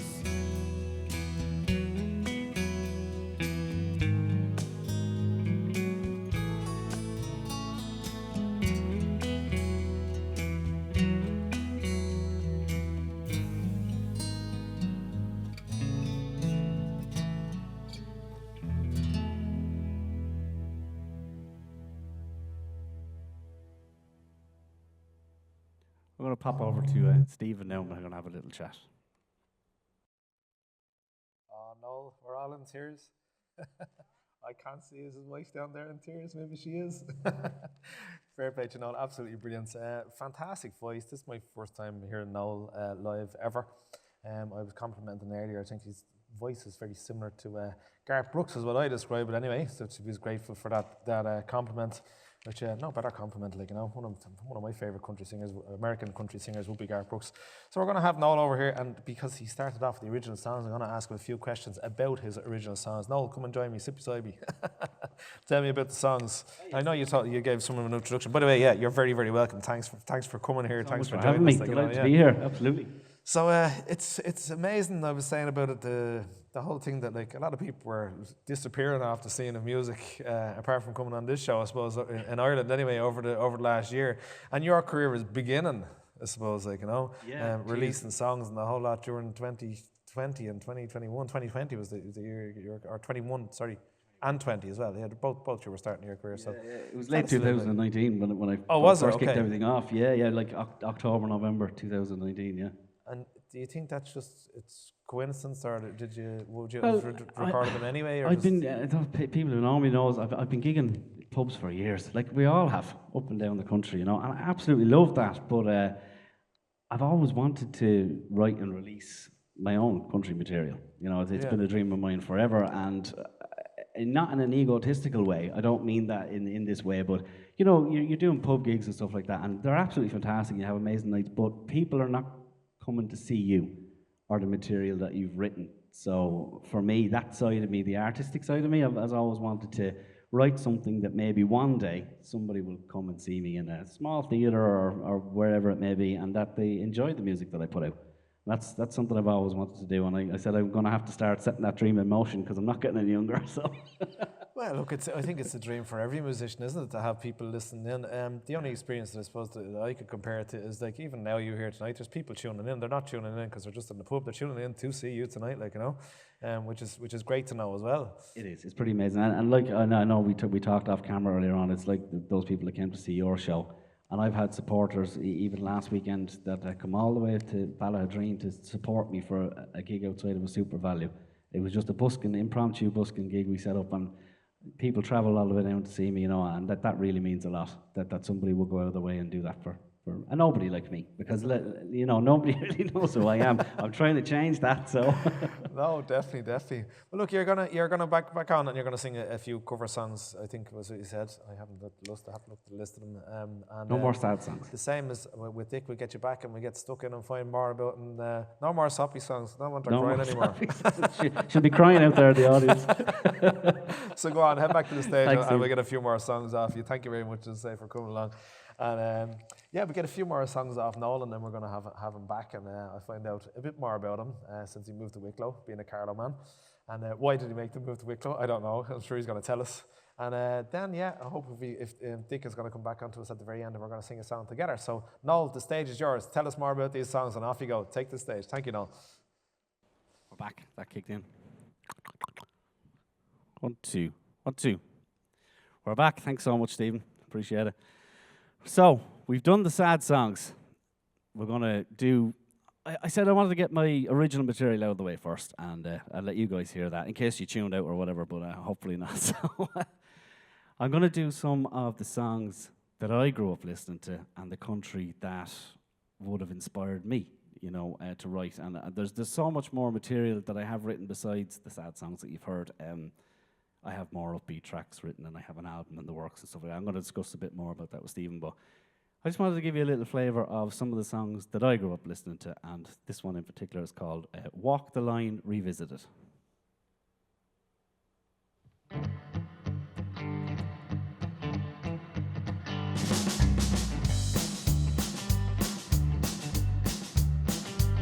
Well, I'm back on board that 4940 in 1956. Long before the sun come up, way out in the sticks. The headlights showed a two-road roadway back up in the pine. The first time I heard Johnny Cash sing, I walked the line. Oh, I got my thrill behind the wheel up on my daddy's lap. Grandpa rode co-pilot with a flashlight and a map. Came pulled out the window, it was in the summertime. First time I heard Johnny Cash sing I Walk the Line. Johnny's part. I keep a close watch on this heart of mine. I keep my eyes wide open all the time. I keep the ends out for the tide that bind. Because you're mine, I walk the line. Oh, I never will forget that sound. I know the time and place. Sounded like the whole thing came right down from outer space. I still can see the headlights in that dashboard in my mind. Just like hearing Johnny Cash sing I Walk the Line. As sure as night is dark and day is light, I keep you on my mind both day and night. And happiness I've known proves that it's right. Because you're mine, I walk the line.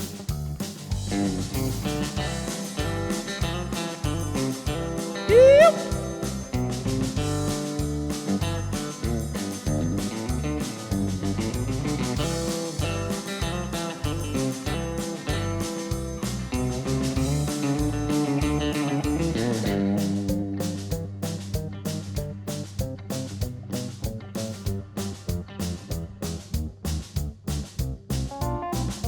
All these long years later, it's still music to my ears. I swear it sounds as good right now as anything I hear. I've seen the Mona Lisa, I've heard Shakespeare read real fine. Just like hearing Johnny Cash sing I Walk the Line. I find it very, very easy to be true. I find myself alone when each day's through. And I'll admit that I'm a fool for you. Because you're mine, I walk the line. Because you're mine, I walk the line.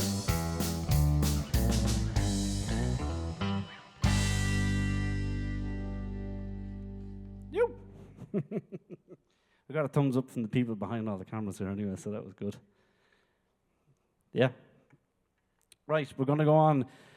This is another one of my very, very favorite songs, and I was with a band years ago, and we actually recorded this and released it, so technically this is the very, very first song I ever put on Spotify, and yeah, iTunes. It's gone now, but I'm thinking about re-recording this one because I really love this song. And the only time I've ever seen this song done live was actually Darius Rucker, the man who made Wagon Wheel famous, other than Nathan Carter. Darius did this song, and I remember just sitting there going, oh, yes, I love that song. So we're going to do this one. Probably wasn't appropriate for me. I was born in 1982. This song was released in 1982. Probably wasn't appropriate for me to be listening to this, but it's one of those country songs that's pretty cool. So, Family Tradition.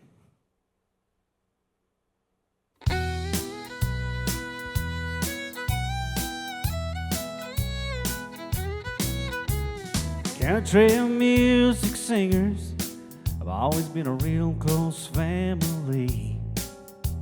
But lately some of my kinfolk have disowned a few others and me. I guess it's because I kinda changed my direction. Lord, I guess I went and broke their family tradition. They get on with the one, don't hang. What do you drink? Why do you roll smoke? Why must you live out the songs that you wrote? Over and over, everybody met my prediction. If I get stoned and sing all night long, it's a family tradition.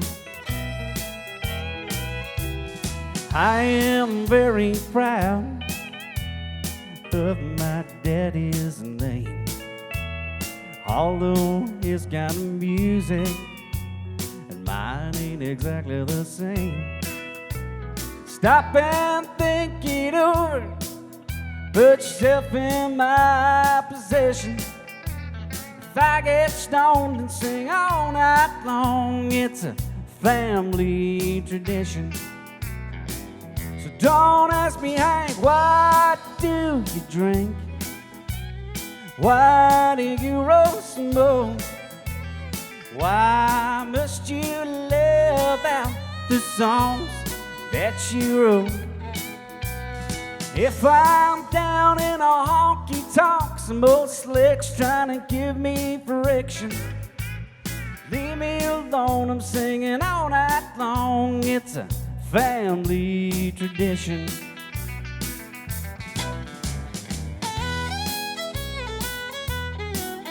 Hope you're dancing home to this one.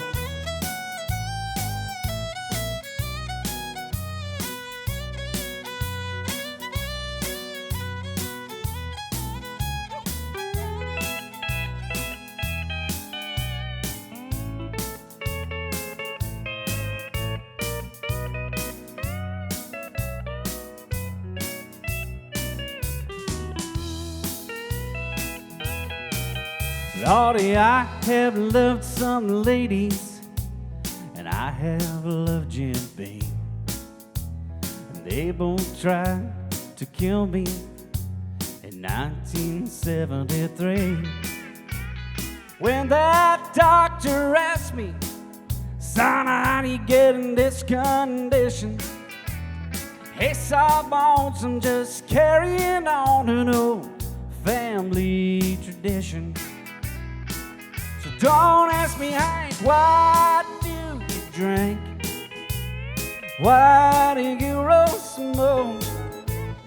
Why must you live out the songs that you wrote? Stop and think it over. Put yourself in my unique position. If I get stoned and sing all night long, it's a family tradition.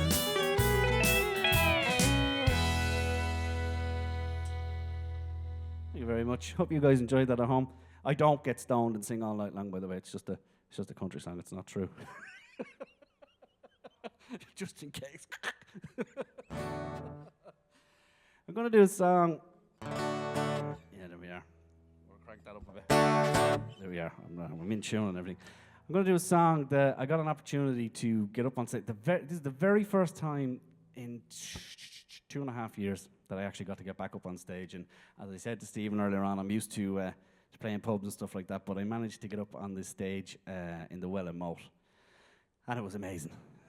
It was absolutely fantastic. And it was down to, I don't know if you guys seen this show 2 weeks ago, but one of the most lovely, amazing human beings that I've met in a long, long time, Bernie Heaney.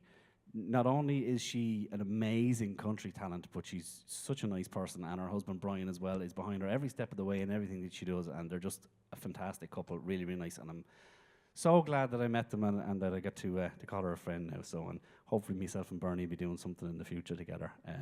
But Bernie got me up on stage, and we got to do a couple of songs. I got to do this one. I have no track for this one, so I'm going to play this one.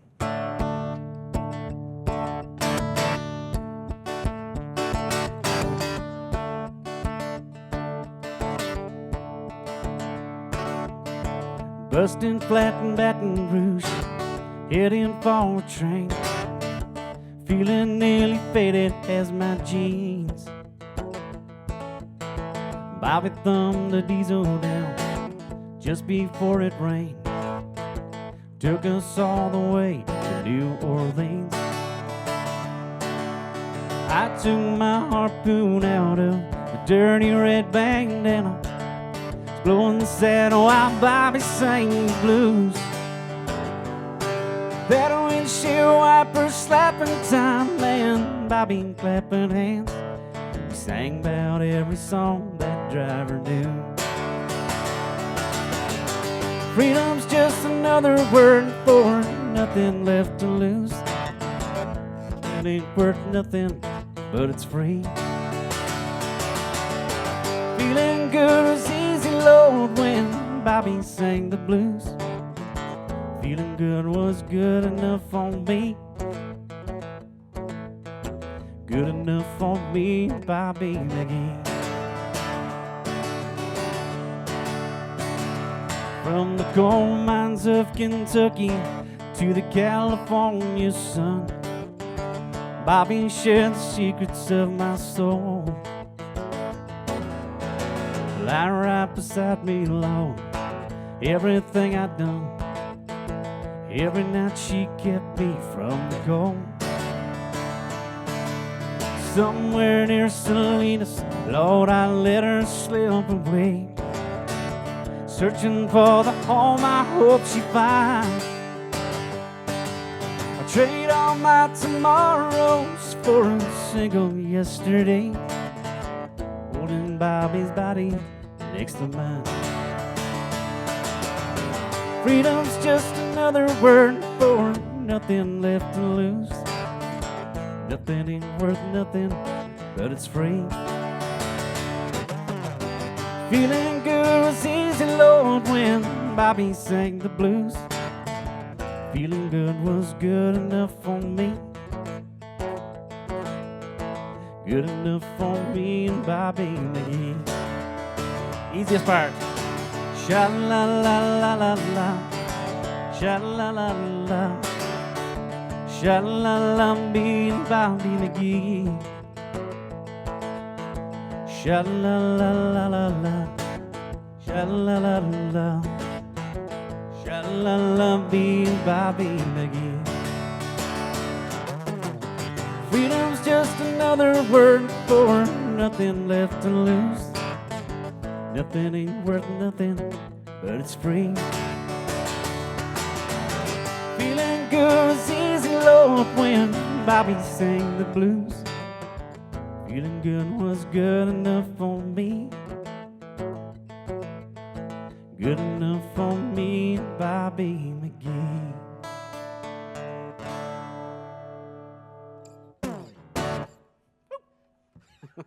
Absolutely love that song. Thumbs up again. Great. Thanks so much. Have I one more song? Have I one more song? Yeah, one more song. Right, okay. I think this isn't planned either, but I think I'll do an acoustic song again. The one thing that that I've always loved, I'm going to take a drink of water. The one thing that I've always loved about country music and what's appealed to me since I was, I'm no bigger than I am now,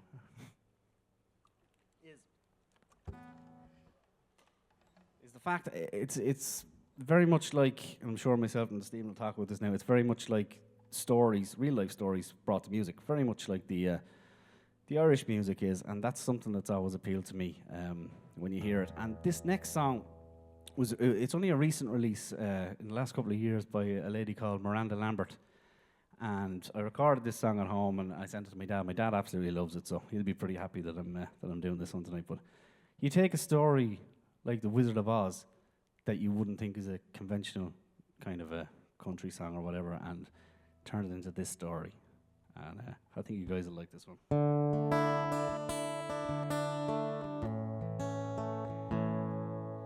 Hey there, Mr. Tin Man. You don't know how lucky you are. You shouldn't spend your whole life wishing for something bound to fall apart. Anytime you're feeling empty, better thank your lucky stars. 'Cause if you ever felt one breaking, you never want a heart.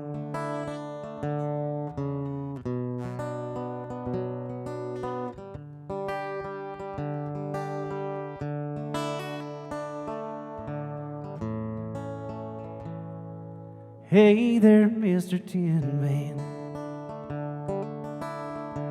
You don't know how lucky you are. I've been on the road that you're on. Didn't get me very far. You ain't missing nothing. love is so damn hard. Take it from me, my man. You don't want a heart.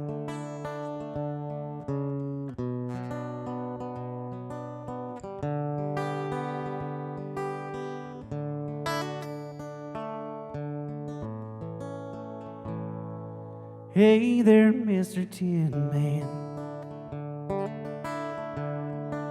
I'm glad we talked this out. You can take mine if you want it. It's in pieces now. By the way there, Mr. Tin Man, if you don't mind the scars, you give me your armor.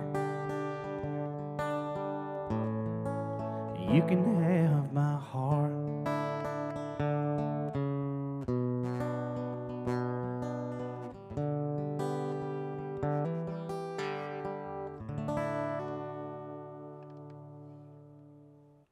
Thank you very much. I hope you guys enjoyed that one. I'm going to head back over to Stephen for another little chat.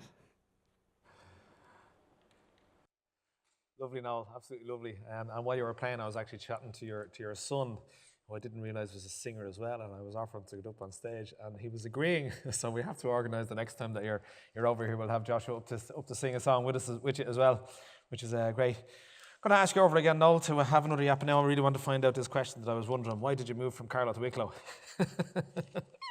So tell me, what's going on? Why did you make the big move? Lovely song, but I have to admire your guitar, by the way. I love Takamine guitars. They're my favourite. Like, you know, I have a really old one myself. It stems from the whole Garth Brooks thing. He played one, I want to play one. Oh, really? Okay. Right. Brilliant. Yeah, he's always played them. So he didn't smash it, no? Well, no. I try not to. There's a hole in it, nearly a hole in it. From playing it, sometimes that happens. Yeah. I don't have enough money to smash it. I'm a broke musician.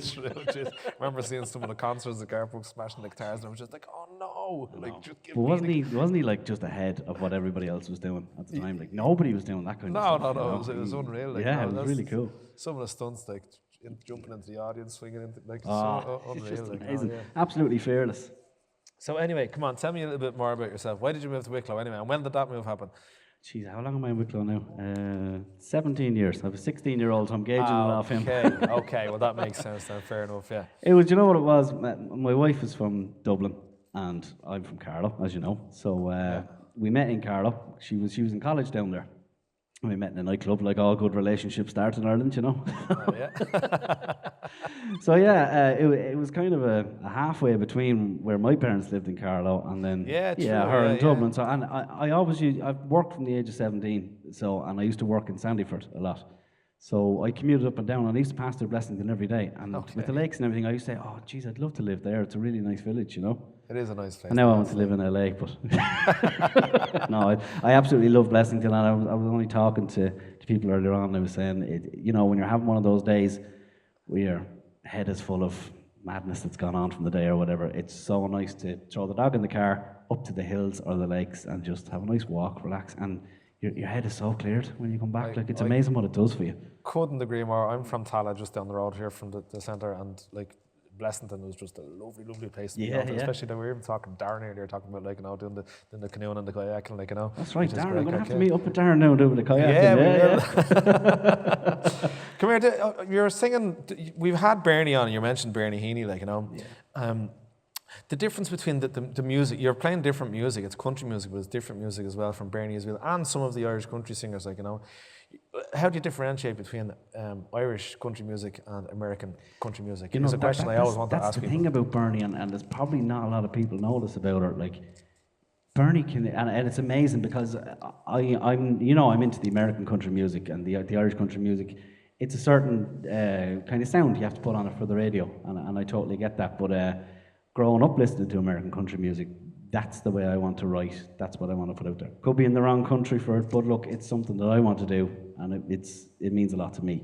So the fact that I get to write and put that out there is great. But the amazing thing about Bernie is she's such a talent that she can do the Irish country stuff, and like that, she can switch to American. You want to hear her. That's right, yeah. I actually, I called down to her a couple of weeks ago, and I was in the house, we were having a cup of tea, we were discussing songs and stuff like that. And she goes, oh, we go into the music room and sing a couple of songs. I was like, yeah. And she started singing American country songs. I didn't even want to pick up the guitar. I was like, wow. I said, Bernie, where did that come from? You know, it's amazing how she can switch between both. She is able to, definitely. Yeah. I don't have that because, first of all, I wouldn't know, you know, all the lyrics that Bernie would know. It's the Irish kind of country stuff. I'm predominantly American country. Look, that's what I love doing. So yeah, no, it's but great. I mean, similarly, they both tell the same kind of stories and stuff. It's just the different way they put That's music the to make truth. it appeal to the radio. That's the only difference, really. I always find it's easier to learn a song when there is a story, like, you know, when there's some, like, say, even when Dick's singing some of the nonsense songs that he was talking about earlier, sometimes I'd find it difficult to learn one as opposed to the other ones that you would have sang, which are telling, like, you know, it's. But it's like anything, that's what I've always found with music. If somebody sends me a song to learn, or even a new song, they'll go, would you be interested in recording this? If something doesn't strike me or stand out within 30 seconds to a minute, it doesn't catch me for some reason, then I don't know, I'm a bit finicky that way. I'd say, no, I don't like it or whatever. And it's the same when I'm trying to learn a song off. If I don't like it, I can play it and play it and play it. It just will not sink in. Yeah, well, I have to say, I am guilty of learning songs, like, literally just for the crowd, because they keep on asking me, will you sing this song? You get so many requests, and then eventually you just have to give in. But, like, I was playing it full time for so long, and you just give in, like, you know. But sometimes it is difficult if there's not a story. There's a lot of songs out there that weren't meaning things to me, for making it more difficult to learn as well, I suppose, like, you know. That's but it's part of the game, but isn't even it? that last song I just did, like, who could take a song from, like, a story from The Wizard of Oz and turn it into a country love song like that? How cool is that? You know, that's what I love about country music. You know? Yeah, no, it's fantastic. Heartbreak, whiskey, dogs, and pickup trucks. I need a pickup truck now and a one-eyed dog, I think. Come here. It gets it. He does. Tell us about the two songs that you released in 2020, and, like, I know we mentioned it a little bit earlier, like, you know, when you're deciding to release them, like, just tell me a little bit about how it happened and why it happened. Well, the dream as well. The first two songs I actually released are called Before This and Wanting This to Work. And back in early 2019, I was, you know, making friends and contacts through Facebook. Everything I've done is through Facebook. It's all been very virtual up to now, you know. We're way behind with Facebook, by the way. And, like, the new one is TikTok and all that. TikTok, so I have to get on TikTok. I'm not on it yet, no. My 10-year-old's in the audience. I'll have to ask him. He might be able to teach us a thing or two. I'm the same. I'm guilty, yeah. Show me. So I went through Facebook. It's nearly as bad as saying I wrote a letter now, isn't it? Yeah. I wrote a letter to a guy. No, I went through Facebook and I came in contact with this guy. His name is Martin Taylor, and he's a songwriter from Galway. And, you know, I got talking to him. He said, I have a couple of songs here. He said, do you fancy coming down and having a listen and maybe record one or two of them? This guy, like, you want to see his music room. It's wall to wall, just stuff that he's written and recorded, thousands of songs. So I went down there and I picked out those two and we recorded it. He actually works with a crowd in Nashville, in the studio. So I did the vocals here in Ireland, but all the arrangement was done by studio musicians in Nashville. And we stuck them up on Spotify and thing, and it started to gain a little bit of traction. Did you say they recorded it in Nashville and sent it over to you? Session musicians, yeah, in Nashville, yeah. He works with a particular studio over there, and they record everything, and then just do the vocals here, and everything's finalised. Wow, after that. cool. Yeah. We send it back, the vocals, then for mastering, and it's put into it with backing vocals and whatnot. So, I recorded those two, we put them out. Martin was very kind to let me use those two songs. And they went really well. So after that, then I recorded a song with. What's the name of those songs? Wanting This to Work and Before This. Okay. And they're both up on Spotify and Apple, I think. Yeah. You can download them. So, and what about getting the number one in the charts? Like, ain't nothing wrong with the radio. Like, yeah, absolutely. Yeah. That's a great achievement. It was. I worked for a while with a company called Down the Road Productions, and funny enough, I'd actually never heard of that song. And the guy in Down the Road, Mike, he said to me, you know, how about this song or giving it a go, an Aaron Tippin song. So we went to the studio, we sped it up a little bit more than the original song, but it went to number one. I was absolutely blown away, and it's the very first number one that I had. And it was cool because I even sent again on Facebook, I sent a message to Aaron Tippin, and he actually asked me to send him the song. He had a listen to it, and I got a big thumbs up back, and he said, well done on the song. So it was pretty cool to get the nod from the artist that actually recorded it. That was pretty cool. I can see even some of your original songs. I'm not sure whether we're allowed to talk about what we were talking about earlier before we came on, but like I could see you sending some of your original songs off to people, definitely, like, you know. Oh yeah, absolutely. Because It's in the works. I'm hoping that's going to happen. yeah. We'll see. Okay, we're not allowed to mention. I was just checking are we allowed to Next mention that, time like, I you know. come back. Next time we'll mention it when we find out the answer. Exactly. Yeah. Exactly. Okay, sorry, folks, we're not allowed to. No, it's mention. all right. It's a secret. Shh. It's good news though. The finger crossed for it. You got Best Male Country Pop Vocal for the FP Country Awards. I haven't heard the FP Country Awards. It is. It's the Red Carpet Awards in Holland, and it's held every year. And, so I was nominated by there's a lady in America named Leeson, and she's like a small record company over there. She's an ambassador for indie artists, and she's forever putting people forward for things. So she put me forward for that, and I got into the final category, and I won the Best Male Country Pop, I think it was, vocal. It's great to just have it on 2020. on It's the the first CV, award I've yeah. ever won. As I said to you earlier on, I literally wouldn't win an argument like I'm. Which is, it's great, even like, you know, for advertising straight away. If you're doing a gig, you can have it on the poster, or if It's posters brilliant. exist It's- anymore. Yeah, no, it really is. And as I said, the other one then is the Josie Music Awards. That's it's a pretty big deal.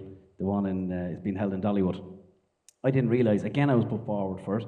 And out of thousands of entries, I've been told I'm the only Irish male artist, country singer, to get into the final 20. Wow. Which is pretty cool. Like, I was even blown away at that. Yeah. I have 19 to beat off. I don't know if I'm going to win it, but even to be down in that many, it's pretty cool. Yeah, it's cool. It's like, an you know, honour, like, that's you an know, achievement yeah, in itself, it just to is. get there. Like, you know. And if it hadn't been for the whole COVID thing and me being so broke, I probably would have got to go to Dollywood. I had a ticket and all, an invite to go to the actual event, but look, I had to pay to get there and stay there and stuff. So Yeah. maybe sometime in the future we'll get to do something like that. Yeah, again. very. Yeah. You wrote a song. You told me that your mum passed away a few years ago, and you wrote a song about or dedicated to your mum. Yeah, always in my heart. As I said, I've always wanted to. She never got to see me gig. She always knew how much I love country music and how much I wanted to do it. And believe it or not, I was really quite shy, and I wouldn't sing in front of people. And even when I started gigging for a long, long time, I found it very hard to speak over the microphone or And talk to people. Did you because say earlier when you sang that song at the start? Did you say that was your first time singing that particular song, or had you First sang- time singing that first live. singing it, like, you know, Yeah, it's no better show to be doing Oh it than on the jeez, Steve I tell Leeson you, show, you no know? pressure. No, it's great though. Like, you know, it's always difficult to sing a song for the first time. It's very difficult and to sing a song for the first time, and even more difficult because the feelings of emotion to come along with. I was Even just when I was going to say. recording, I got very emotional and stuff like that. But I know you mentioned it, but still, like, you know, yeah, absolutely. Like, no, it's difficult. But it's nice. Look, and I'd written the song, and it was in memory of her, and I played it I got the lads to do it in the studio. James Blenner Hassett and Linda Dempsey, two great guys, by the way. They're just class. And they sent me back the draft, and I sent it on to my dad. You know, he rang me, and yeah, of course, yeah. he cried. My sister cried. They both absolutely loved it. And said, "It's not just because you wrote it now." They cried just because you yeah, wrote so it. you crying now because I wrote that, or is it bad? okay, that's always the reaction. You're gonna cry, laugh, Yeah, or what's exactly. going on, like, you know. They absolutely loved it, you know. And I said, "Yeah, look, I'm going."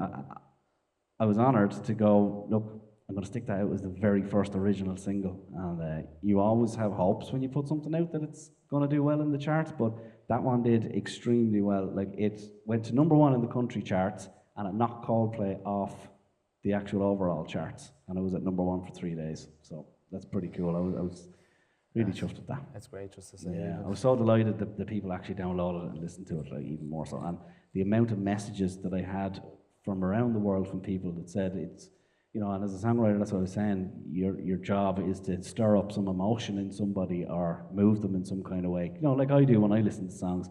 And the amount of messages I had from around the world from people, you know, that said that song really connected. I mean, who hasn't lost somebody? Yeah. Everybody's lost somebody. So they said, yeah, look, that song really connected with us. We love the lyrics and stuff. And then the story about the lady that rang me from the radio show then, and she's putting the lyrics from the chorus on her husband's headstone, which is an absolute privilege and an honor, Wow. you know, yeah. So I rang her and we were chatting on the phone and we ended up laughing and crying. She lost her husband last year. Absolutely lovely lady, really, really nice lady. So she asked, yeah, could I put the lyrics from the chorus? And I said, I would be absolutely honoured. Forever and a day, that will be out there somewhere, you know, so that's pretty cool. Do you find it difficult to release a song or let the song out when it's basically you're pouring your heart on the piece of paper to write the song? I was crapping myself. Yeah, because you never know what Not people's gonna opinion lie. are going to go, yeah. Like, covers are great. I love releasing covers and singing covers and all that. But geez, when you're putting your own original, you are putting your heart out there to the world, you know. And love it or hate it, you gotta deal with what comes back. You know, not everybody's going, and that's been a hard lesson for me as well, being quite naive. I go, geez, I'll put that out now and that'll be great, everybody will love that. Not everybody loves what you do. You know, I think it was Nathan Carter put up a post a couple of weeks ago and he goes, you can't be everybody's cup of tea, otherwise you'd be a mug. You know, so Very true, not everybody's going to love what It you is do. very true, yeah. And I've learned to deal with that as well. So You're putting your hand out to be slapped in anything to do with entertainment. Like, that's you know, it. Look, and we all know how vicious keyboard trolls can be these days. You know, sitting behind the keyboard and stuff like that. So yeah, it's something that you just kind of have to get on with. And on a good positive note, you have plans for more releases coming up, which I is great. Yeah, I do. So tell us about them. The last one was Out of My Mind, the one I sang as well. So. Yeah, that you sang before it's even released. Country, like you have to have a song. That's what I said. Look, I have a drinking song now. I have a sad song. I need a happy wedding song now, and I'm laughing. Yeah. Somebody goes, that'd be a great funeral song. I said, I'm not sure that's a great thing now. Oh, there's plenty of them around anyway. Exactly. So yeah, no, I have plans for an album. I've written 8 out of the 10 tracks for the album, and So it's going to be a full original album then? more or You're less, planning- yeah. planning on it, If I can squeeze in or something pours out of me and I can fill the other 2 Get the spaces, extra I'll make sure that they're going to be original as well. And that's something, if it's the last thing that I do in music, it's something that I've always wanted to do for myself and for my kids to, you know, pass it down to them as something that they'll always have. And it's something that's part of you that's always going to be out there in the world forever and a day. So. You know, it's great Yeah. to It was this year, and it doesn't look like it's going to be this year now. With the way COVID's gone and everything like that. So I would imagine it'll probably be February, March next year, hopefully, if we can get it finished. We'll look forward. Keep us updated Absolutely, and let us know. absolutely, yeah. Where can people find you? Have you got a website? Have you got I know you said Facebook. I do. Only Facebook. Only Facebook, okay. So No, Facebook, Instagram, we're Twitter, YouTube, geez, my website. So all my Instagram, Facebook, and all that kind of stuff is Noel Boland Music. You'll find me there on that. And www.noelboland.com is the website. brilliant. And I look after that myself, and I update it regularly. So you'll find all the new stuff on there. You don't write it as the third person. Some people do that, you know. You know, the music Do you know page. what? I've been asked to that before. People have gone to me, can you send me a bio about yourself?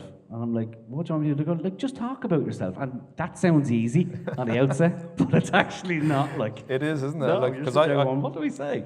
we request obviously a bio off everybody Yeah. when they come on, even if we know who they are or whatever. It's always just a bio. Yeah. But it is difficult writing a bio. for Actually, yourself. I'm working alongside a company in the UK and another guy in Ireland, and I actually got them to write the bio for me. The guy in Ireland. I said, do you know what? I can't talk about myself in the third person because I'm guilty as well. I did the same. it's so I'll tell you hard. the Like, truth, yeah. It's easier to hand to someone else that definitely, knows how yeah. to put the words together properly. I'm More terrible with eloquently words. than I can, anyway. Yeah, I'll write the music, but I'm not doing that. Yeah. Do I get to touch this, by the way? Look, I admired that the last Oh, day Bernie was here. I was like, this that's cool. guitar, we have to get a signature Oh, of. geez, Yeah. that'd We have be to an get honour. Mr. Look Dick at that Hogan thing. to sign the guitar for us. No, we're coming to the end of the show, and we've agreed. Well, myself and Dick Hogan are after learning a verse of a song that we're hoping that we're going to remember the words to, like, you know, especially me, like, you know, of this song. So we're going to get up, and it's going to be our first time all performing together, the three of us. And it's great to have 2 different types of music completely on the stage because Dick Hogan's been in How fabulous was Dick earlier on, like, he's yeah, brilliant, like, you know. yeah. Great to have Dick on stage. Great to have you on stage. Thank you so much. Let's go and kick it off. It's great to have the country and the different old dynamics traditional on of the same everything, stage. yeah. And I don't know what you call me. I'm a bit of everything, maybe. A mix of everything. No, well, I love it all. I love the country. I love the Irish. So we go give it a blast and we give it a try. good. And I'd Let's say do it. fingers crossed we get there. Thanks very much for coming along. Thank you so much for having me. I Let's go really and give it a go. appreciate it. And thanks so much to all your helpers here. It is absolutely fantastic. You made me feel really welcome. Thank you.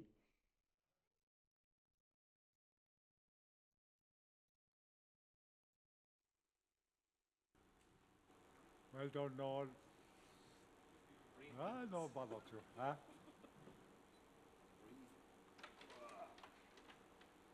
Send it out with a big sing song. Yeah. So we'll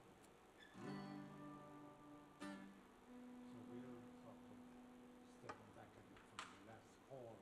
Yeah. More or less about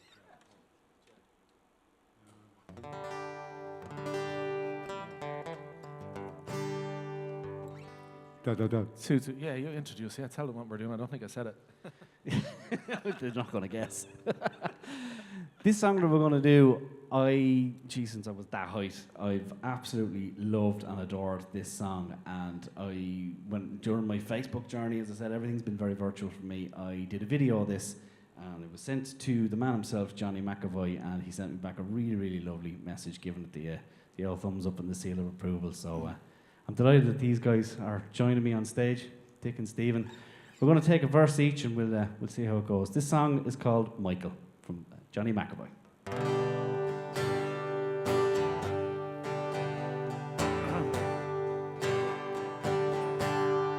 On a far-off August day, cold young men in ambush lay on a roadside by a hill where flowers grow.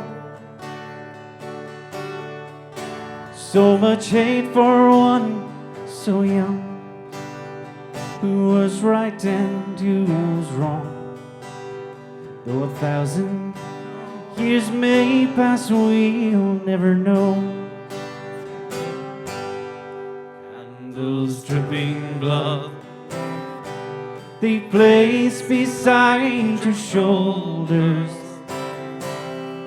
Rosary beads like teardrops on your fingers.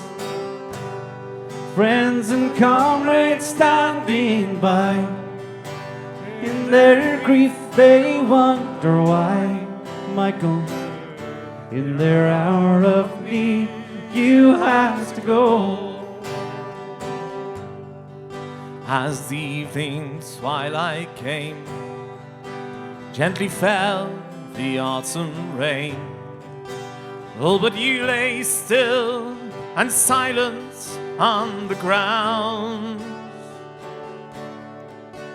as we hung our head in prayer, with our sorrow and despair. We wondered, was it friend or foe who shot you down? Candles dripping blood, they place beside your shoulders. Rosary beads like teardrops on your fingers. Friends and comrades standing by, in their grief they wonder why. Michael, in their hour of need, you have to go.